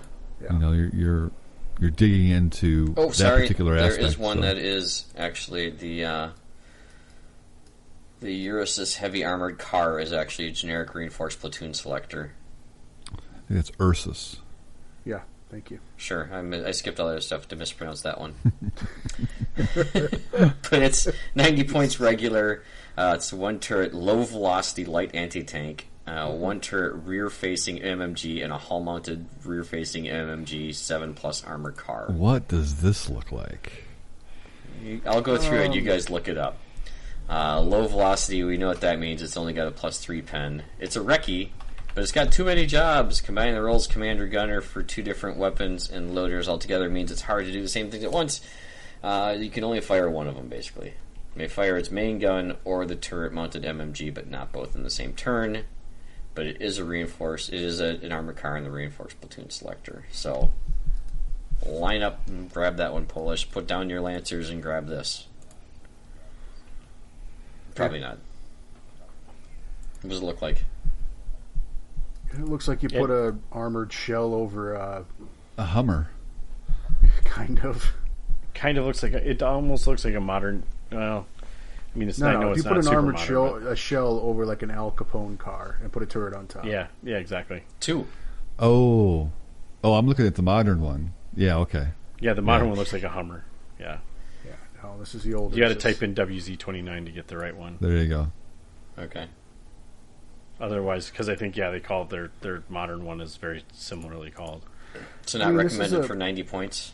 This is a fairly standard interwar armored car design. I mean, lots of Yeah. countries had something similar to this. I mean, you can convert your assembly lines pretty quickly to crank this out. Yeah. It's a lot of guns to the rear, so it's obviously a retreating weapon. Or it breaks through and shoots. Or you turn the turret around and shoot the machine gun forward. You know. Sure. Yeah, that's probably more likely than not. So it is recce. Yeah, it's just options. It's presenting options. You just spin the. Oh yeah, you always have to make an order test when issuing an advance order, even if not pinned. Yeah. Okay. I like that it's called the Ursus. Isn't Ursus like a? Doesn't that mean bear? Usually. Yeah, that's a derivative of it. Kind of looks like a bear. It looks like a big bear. So they add a half-track truck. Even though it doesn't say it can be used in the reinforced platoon, I don't think I wouldn't stop them from it if it meant they took some more Lancers out of their list. They got a Fiat Jeep. Okay. Yeah. which may have a pintle mounted for 10 points. So you're talking a 46-point armored car with recce with an MMG. That's veteran. It's 40 points regular. Yeah, regular 40 or 46. Yeah, Vet. 36 40, veteran. 40-point mobile MMG is. Well, normally the MMG is a 15-point upgrade, so that's not bad. Yeah, that's not terrible at all. That isn't with bad. recce, And it's I'd do recce. it. Yeah, It's with not the worst recce. thing. I mean, it's Again, if they're taking a couple Lancers off their list, I'll let them do it. sure. Okay, whatever. Makes me happy. It's always a decent enough slot, right? Like you can get an MMG Yeah. in a car. It's basically what you're doing. It's in line with all the rest of them. All right, so Yeah. German units then. The Danzig section, sweet or not sweet, I guess, but they're Inexperienced. Yeah, 5 inexperienced guys for 40 points. You add 2 Well, more at 8 points green. each. Why? Because they got party indoctrination. They're green. Mm-hmm. Is basically it, and it doesn't tell you where you can use them. So you well, can get a light machine gun. but their green test is different because if you pass the test and become upgraded to regular, you can test again to become Oh, veteran, Yeah. Good call. Fanatic. fanatic. Yeah, become fanatic. Sorry, yeah. So if you're really better. good at rolling sixes, I'm trying to remember what the green roll is to go to regular. It's a 6, isn't it? It's a 6 to go to regular. It might be a 5 or a 6, actually. So a 6 followed by another 6. No. It happens. sure does. For how So many 8 points points. are So they? it's you're basically playing 1 point for the ability to the green. So yeah, It's not shirker. if you Green's still not great, but it's not shirker. yeah, if you like to gamble a little bit, Sure. Or you have snafu days. Yeah, that works too. Sure. Okay. Pat's gonna look up their roll. We talk about this term. I'm gonna try at this point. Sternoptilung. There you go. Sturm What he said. Optilung. So storm what? Sturm. Sturm. No. It's Sturm. You got the Sturm Sturm. Optilung. Green is 5 or 6 goes regular. Okay. There's so your another shirkers. inexperienced squad, but these guys are 20 points a model. Yeah, these are 20 points a model. 20 points. Wow. 20 points Yeah. total. Sorry. these are the Wow, shirkers. They're Cheap. shirkers. 4 points. Yeah, these guys are shirkers. And again, where can you play them? Wherever. The guy just shrugs in the corner. You don't Yeah, really what know. The hell is this word? What's that meme where the funny bear guy just kind of shifts his eyes to the side like, what? The awkward bear. Yeah, is that the one? I don't know. That's too internet for me. Oh, okay. I'm gonna give up on this one. I'm too, not 'cause- trying this one. German police. What's that? Yeah, this looks like a police It looks section. like Italian to me. Oh, yeah, it does. It does not. Look Oh, German. sorry. They had paramilitary battalions and were intended for anti-partisan duties and dealing with unarmed civilians rather than military combat. But they're German. Bullies. Gotcha. It said the German police had paramilitary battalions. I think these are still in the German units. They So are. we haven't switched, Yeah. so this is still a German unit. Paramilitary. It's just they don't. It does not look like a German word. Well, the first half of it looks German, and the second half of it, It looks Italian. yeah. It's a weird one. Okay, so Or they're Nunz inexperienced Polizi. police. 4 guys. You can add 2 more. Get Any figure may have a submachine gun, yep. and then no further information available. So these guys are not Well, there you go. shirkers, and they're 4 points a model. Right. So they're cheap. But it doesn't tell you where you can use them, so just play them in this book and no one will care. Shh, shh, shh. You can only use stuff out of here. Okay, sapper team. Right. 3-man flamethrower. Woo, Small unit combat engineers equipped with a flamethrower and high explosive charges. that's fun. 84-point veteran for 3 guys, 2 with rifles, 1 with a flamethrower. All men have anti-tank grenades. And you can get a submachine gun instead of the rifle. You can add 2 more, and they're tank hunters because they paid for it, and you can't not pay for it. But where can you use them? In this scenario, obviously. Yes, That's going to be the answer to most of these questions. In it these is scenarios. M35 heavy armored car. Yep. 2 hull-mounted MMGs front and back, 1 turret-mounted MMG for 95 points. Interesting. Ooh, this armored car looks kind of badass, though. Dual directional steering. Can replace the turret-mounted MMG with a light autocannon for 20 points. Yeah, I like the look of this one. The model itself. 115 points for 2 hull-mounted MMGs front and back. Ooh, wow. That is actually really And a sweet. turret-mounted MMG. It's like a... It's kind of like... It looks a lot like an 8-rad, doesn't it? It's an early 8-rad. I mean, it's a predecessor. Yeah. So yeah. Yeah, this is Germany Strike, so this is, you're talking like 3940. Dude, that thing looks like a beast. It really I like does. It has doors on the sides and shit. Like, you can get in and out of it on the sides. All right, and where can you use it? We'll let you know if it shows up somewhere that they tell us you can use it. Otherwise, it's just shrug. Dude. It's used early war and then abandoned. I'm Okay. guessing. And then we've got another command vehicle here, an SDKFZ 267-268 PZ3 OS D1. Do they stamp that in the side of every vehicle? Yes. It's a rainy version of the Yeah, Panzer probably. III. It's a light tank, and it may fit a hull-mounted MMG for 10 points more. It's a command vehicle. You're not going to use this. No. Yeah, Nope. Not. Nope. It has nothing to... Nothing Scenario bad. play. Yep. Okay. Now, this next one, if I remember this one also looks pretty cool. Which one are we up to here? The Nebefauserzug. Neubau Fersig. Model A.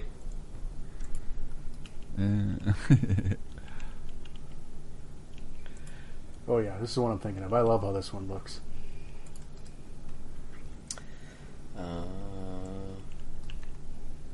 This is another example of the design dead end of multi-turreted tanks. Yeah, this is Germany's contribution to the...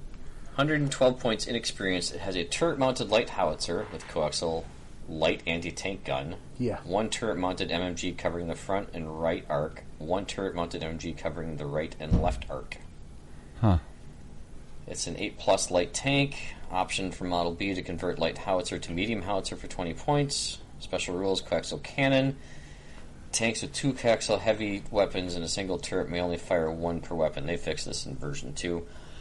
It is also slow. Yep. But, if I remember my history correctly, these were built as a concept for a heavy tank in propaganda movies. They actually, I think, sent 3 of them into the invasion of Norway, though, and then left them there. I think 1 or 2 Why were did they destroyed lose in and- Norway? Yeah, against Norway. 1 or 2 were destroyed, and they just left them there. They're like, okay, this was a bad idea. You can get it upgraded to a medium howitzer. That's good.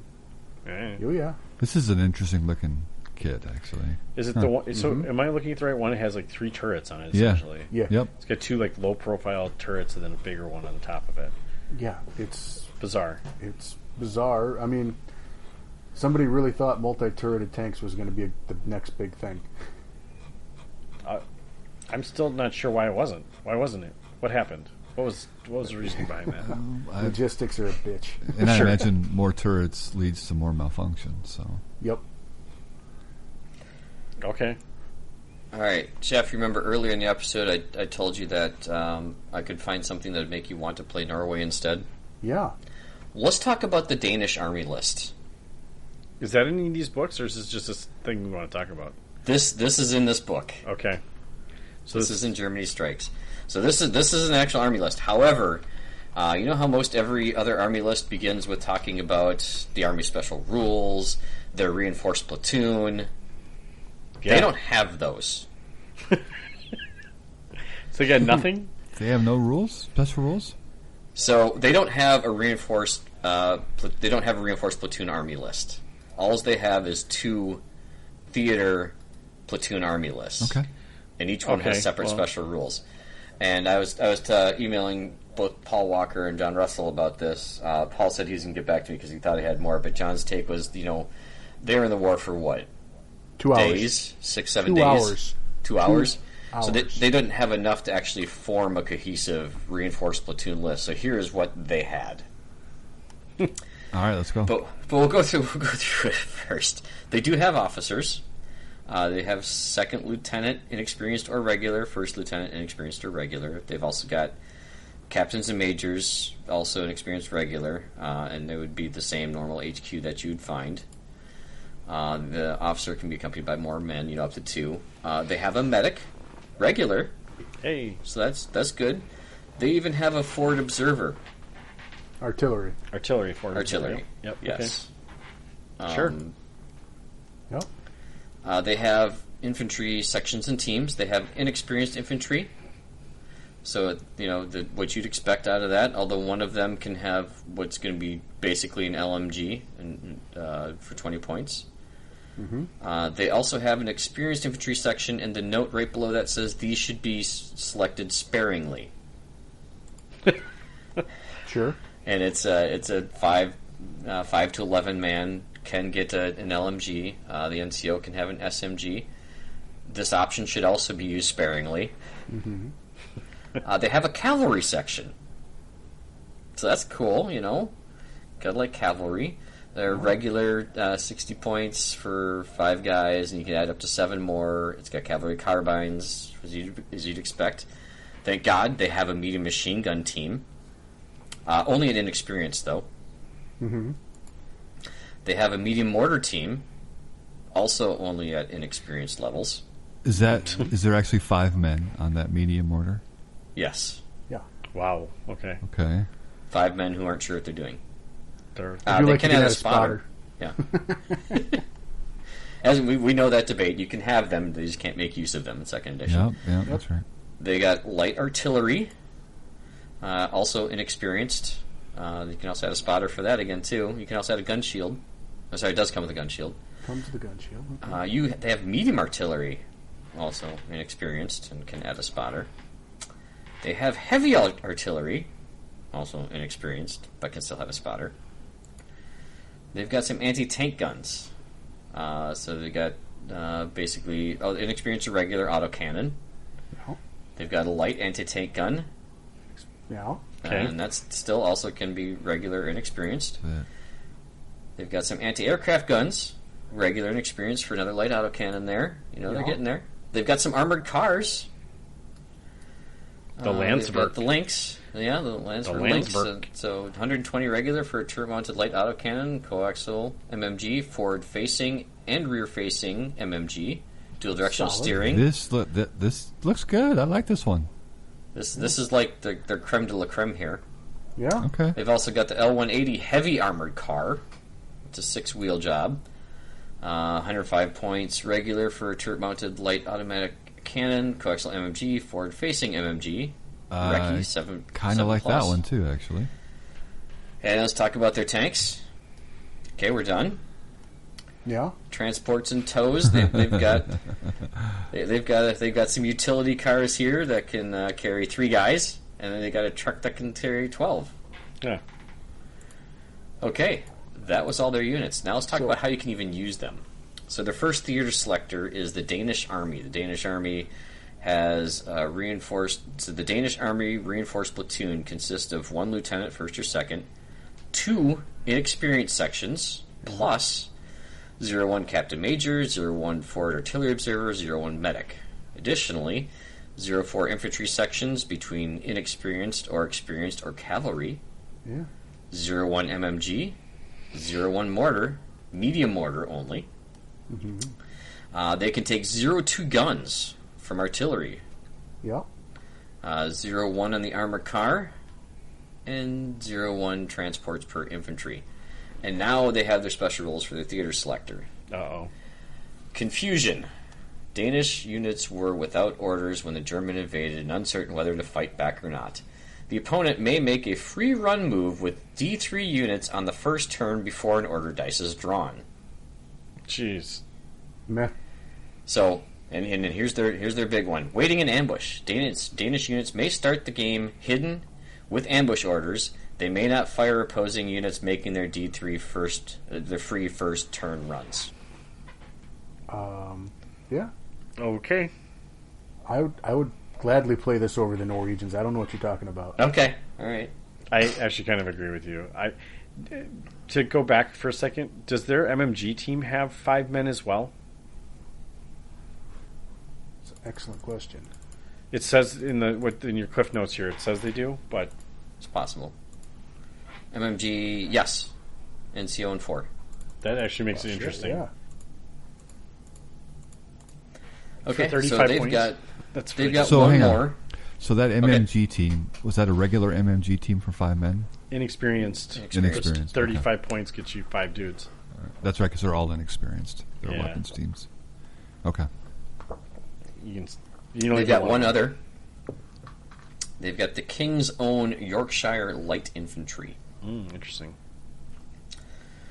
All the units selected can be found in the Army's Great Britain supplement. But here we go. They can have a lieutenant, first or second, 2 infantry sections, regular, early war.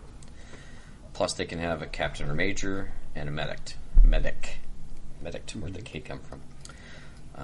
They can do 0-4 infantry, early war regular or inexperienced, 0-2 MMG teams, 0-1 mortar, light or medium, and 0-1 anti-tank rifle.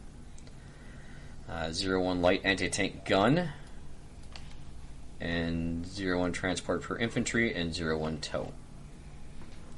So again, these are actually taking from the British guys, the British book. And then their special rules are Baptism of Fire.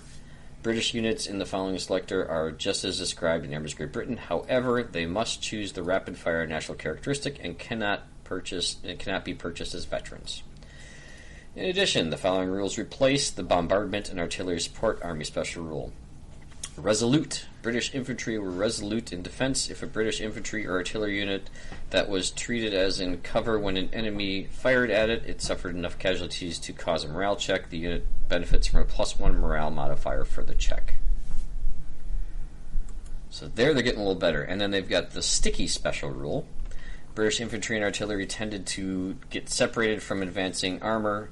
British infantry and artillery units must always take an order test when given an advance or run order, even if not pinned. Okay. So this selector gets a little better. Oh, I don't I like actually that last really one. like that Danish army selector. Not enough to make an army, but I think it's pretty damn good. The second one in particular, I think, is pretty good. I like the first one. Do you? Yeah. Even though the D3 units just get to move at you for free? Who gives a shit? They're not going to get in combat. Okay. You know, he could roll a 1. Whoopee, he gets 1 free run move. It's not like it's Italian where I'm going to lose halfway through the game because you killed 2 units. Oh, And- I'm down Okay. 3 dice. Never mind. This Yeah. game's over. Most players aren't going to want to run one unit up right into what's effectively going to be, a kill box. So Yeah. I mean, my guys are hidden and in ambush, so, And inexperienced, most likely. Well, I saw regular cavalry in there. I could take 4 12-man squads of regular cavalry who are mounted, tough fighter. It said nothing about not being able to charge into combat. and you just need 2 cheap inexperienced as your tax. So Yeah, that's not bad. And that armored car was pretty freaking sweet. Well, Both of them I are mean, the decent. Norwegians don't get any armored vehicles. They don't get an armored car even. Right? So They get, Okay. nothing. So, again, the downfall is that this doesn't have its own technical... It doesn't have a reinforced platoon selector. Yeah, it's really not necessarily allowed in things. Right. Which, you know what? If someone wants to bring this, I'll let them. right? I bring it to Snafu. I got no problem with that. Kudos to you for playing a very, very, very, very minor power. Yeah. Yeah. Right? Your rounds Absolutely. are going to last longer than the Danish army was involved in World War II. The round will. Yeah. The tournament certainly will. No, the round will. Yeah. A single game will last longer. Yeah. 2.5 hours. Yeah, it'll be longer. Wow. You can fight in real time, man. So there you go. That's... I had thought this was a very interesting read, and now that I talk it through with you guys, yeah, you're right. It probably is a little better than Norwegians. It's just more options. Yeah. Norway's hurt because it's just got so few options. This has, I mean, a lot of it's inexperienced, but if you're indirect firing with artillery, you don't care about inexperienced. You don't get to use a spotter, but you don't care about, hitting. Right. You don't get a sniper, so you're not going to be taking the spotters to try and do the deployment, the forward deploy game. Yeah. Right. Yep. You're removing some elements of that, of what you have to think about, too. Yep. I don't hate it. I think it's got a lot of potential. Now, do they have models? That's the next...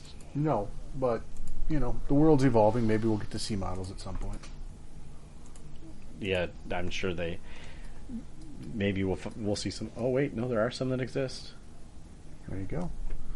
Somebody might CAD them up, and you can 3D print them with a resin printer if no company makes them. Right, that's what I was thinking too. Actually, these look really good.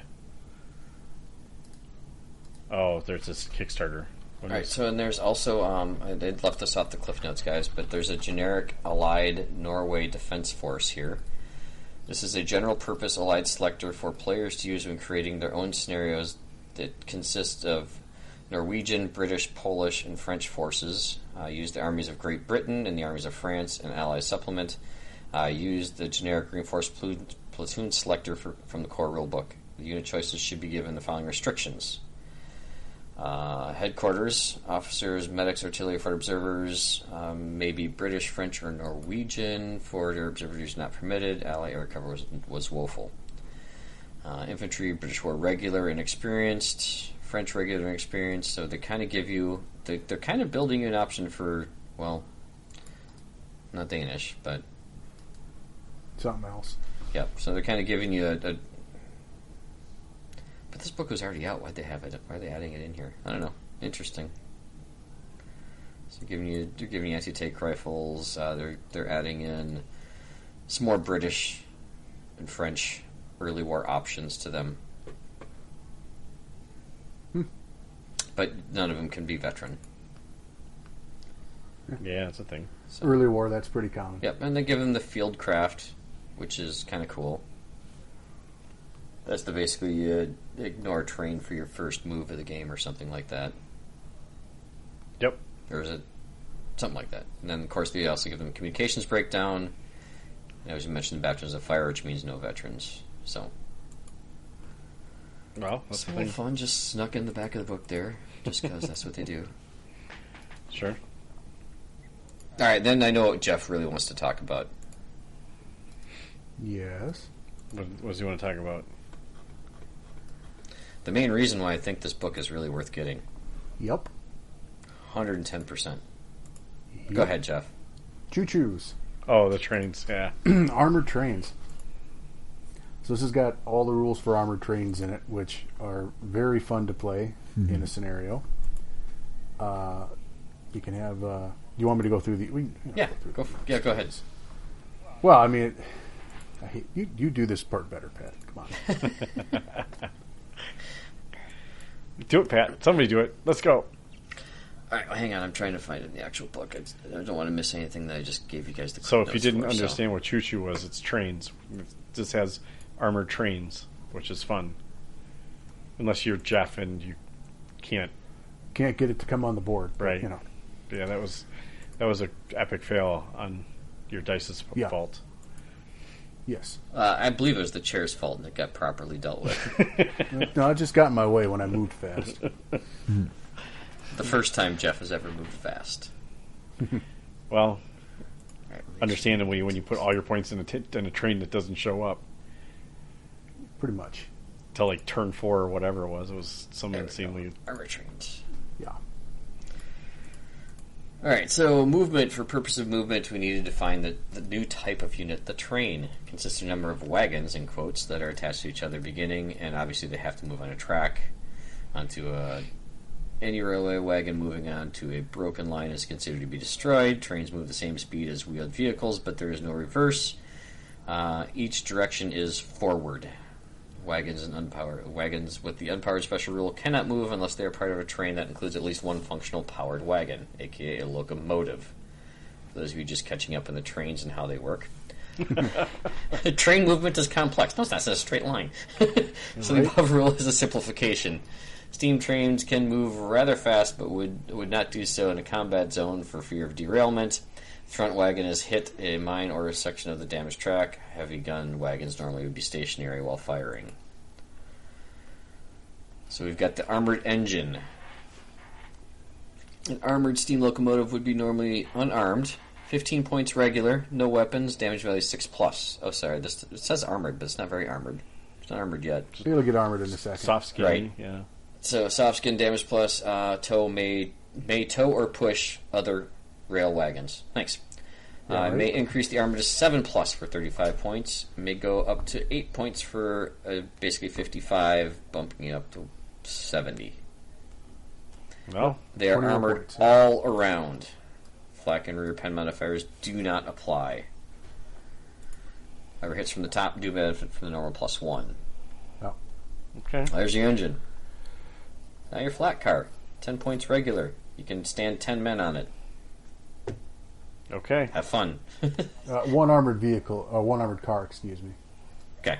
Much more likely to use that. Yeah, more likely than 10 guys standing on at a deck doing some sort of clogging exercise or something. I don't know. Yep. Improvised armored wagon. So this civilian 40 points regular. Damage value 7+. Up to 12 people. You may add 2 pintle mounted MMGs. One left, one right for 15 points each. Can have top armor, removing the open top rule for 10 points. There will be loopholes for passengers to fire out their personal weapons. Half may fire to each side, measuring range outside from the middle of it. Okay, armored all around again. That's, you've got some guys in there. Inadequate armor, improvised armor made from poor quality steel, concrete, or other aesthetic materials added to civilian vehicles. Add a +1 to die roll when rolling for damage. Okay. It's easier to destroy. That's all right. Yeah. Yeah, what do Now, you this want is where for it starts train? getting good. Command assault wagon. 7+. Lightly armored wagons. Transport 50 points regular, 7+. Transport to 12 men. Options. May add up to 2 pintle-mounted medium machine guns, one left, one right. All around armor again. It's a command vehicle. Interesting. Now the Polish gun wagon. 255 points regular. We're expecting something out of this. Yeah. Jeez. For that much. 2 light howitzers in turrets. Oh, wow. Hold on. Yeah, I see it. Gets better. 8 MMGs, 4 per side. 1 pintle-mounted HMG in an AA mounting. It's an all-around fire, so the turrets are all around. The HMG is all around. There's 4 MMGs on each side. It's a 7+. You know what? If light howitzers don't do it for you, 40 points will get you medium howitzers. Jeez Louise. It's armored all around again. Got it. Yeah, you kind of have to take this. It's a lot of pew pew on it. It's a lot of guns. Yeah. It's got some guns. And then there's the German gun wagon. Okay. This one's 110 points regular, and it comes with a light howitzer and a turret, 1 light anti-tank and a turret, covering left, right, and front, 2 MMGs, 1 per side. It's a 7+. If that doesn't do it for you, you can exchange the light howitzers for a light anti-tank or for medium howitzers for 20 points. Or medium anti-tank, if that's your flavor. You can add up to 3 MMGs per side at 10 points each. You may reinforce the armor, canceling inadequate armor roll for 10 points. It's not bad. You may add light autocannon and an AA mount for all-around fire for 35 points, which can go to a heavy. And if that really doesn't do it, you can do 4 light autocannons and a quad mount for 90 points. There we go. That's my jam right there. All right. It's still armored all around, so And not open top too. That's the best part. not open top once you get rid of the aesthetics. Just gotta have train tracks. Oh, baby. And then you've got the self-propelled armor. This is the rail wagon. It's a motorized armor from 1938. 50 points regular. You can do an experienced or veteran. Go up or down 10 points. It's got 2 MMGs and a turret for all-around fire. It's a 7+. And then we've got tank at railway carriages. These are like your little tiny scout car things that go zipping around. Sure. Scout tanks. Scout tank on tracks. 75 points regular, go up or down for 15 points. A hull-mounted MMG, it's a 7-point tank-et. Upgrade the hull-mounted MMG to an autocannon for 20 points. Oh, yeah, baby. Yeah, sure. Special rule of detrain. The tank-et starts the game on a flat car, but may detrain, and it may be driven off the flat car upon successful receipt of a run order. There you go. You've got You can transporting... just kick ass. Trains transporting trains, and it's wrecky after it's been detrained. Yeah. it's pretty sweet. Yeah, sure. I'll take it. I've got models of these little guys. They're pretty fun. Yep. I've got this train printed. I have a couple of these trains printed. Yep. And then we've got the Polish light tank railway carriage. 40 points regular, go up or down 8 for inexperienced or veteran, and it's kind of where it stops, whatever it does. It kind of like put all of your choices in one car, right? Like, Yeah. you can pick and choose from what options are available there to make your train, essentially. Yep. So you can have all quad cannons if you wanted to. You can have a lot of fun with this. Get this book for the train alone. Yes. Yeah, this one does seem like it would be fun to. Like, we haven't done that many train scenarios, but it is a fun idea. Like, maybe Snafu, you just and your just for fun, I was working on some train reinforced platoon rules in case anyone ever wants to try this out at your club. And if enough people like it, maybe they'll eventually add this as an actual just generic reinforced that you can use your train army for. So the problem with trains is not every table's got tracks, right? So that's what kind of rules it out from being a generic bring to any kind of game list. Mm-hmm. Right? So the idea is you bring your train and you bring your tracks. And when you do deployment, you figure out your deployment zone, and then a player is allowed to remove any piece of terrain necessary to lay down as much track as they want through their deployment zone. Okay. And then your train always has to come on from reserve. And anybody that's riding in the train has to also come on from reserve. That'd be infantry squads inside the train. Right. So it'd be a very static list. Well, you'd roll that train on. You're not going to do very well in development. It's not going to do terribly good in envelopment, but it'll stop the hell out of double envelopment. Right? Right. Because you'll have a train they'll have to get across. You can dismount your infantry squads. You can dismount your TKS tank. Somewhere, I don't know where, but I'm sure there's flat car rules for bigger tanks on there, so up to light tanks driving off of it, too. Sure. You could stop and dump a light tank.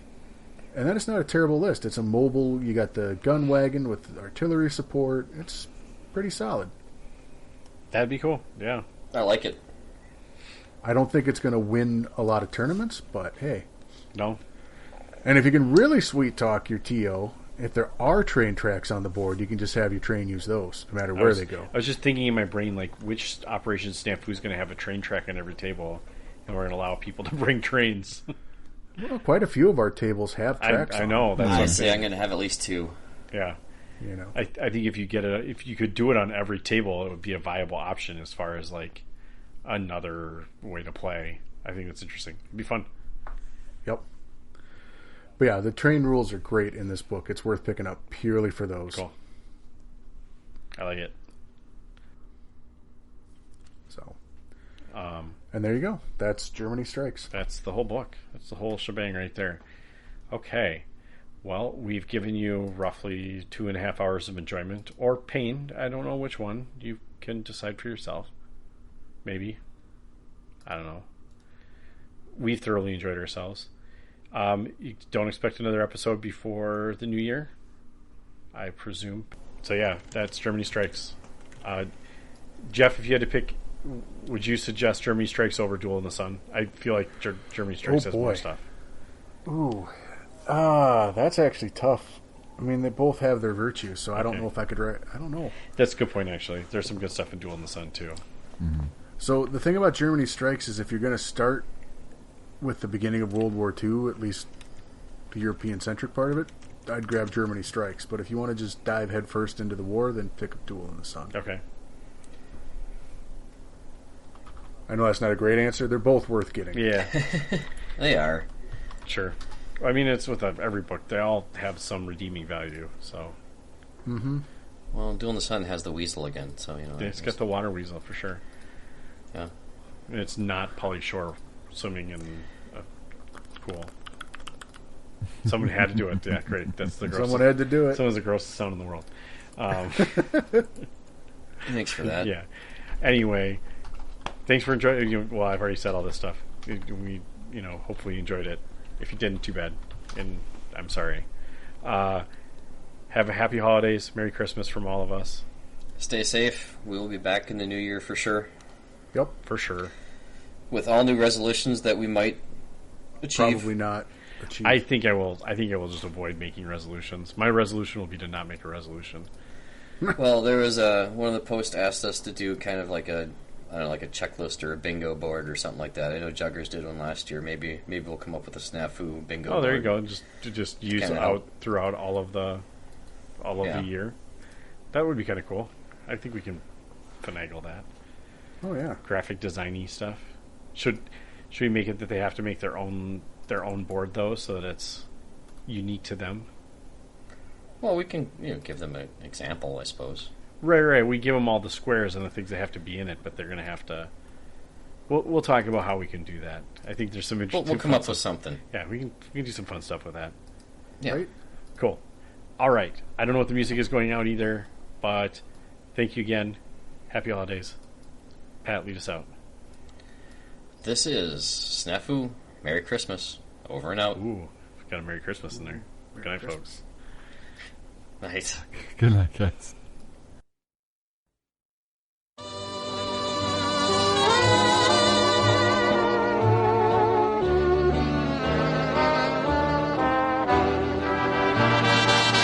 How'd you like to spend Christmas on Christmas Island?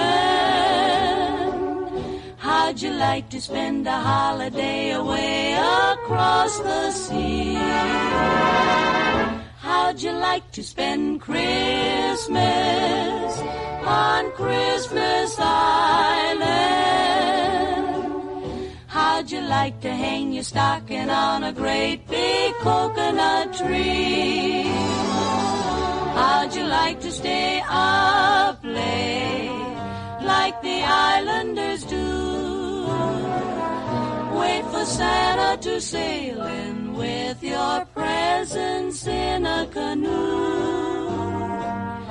If you ever spend Christmas on Christmas Island,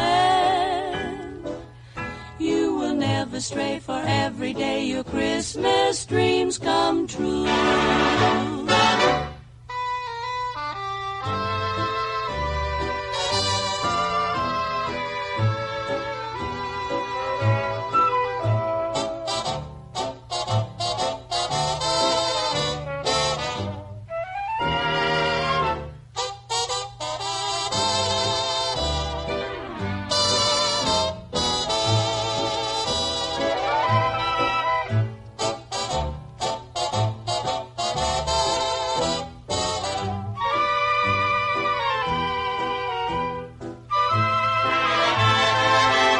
How'd you like to stay up late like the islanders do? Wait for Santa to sail in with your presents in a canoe. If you ever spend Christmas on Christmas Island, you will never stray, for every day your Christmas dreams come true.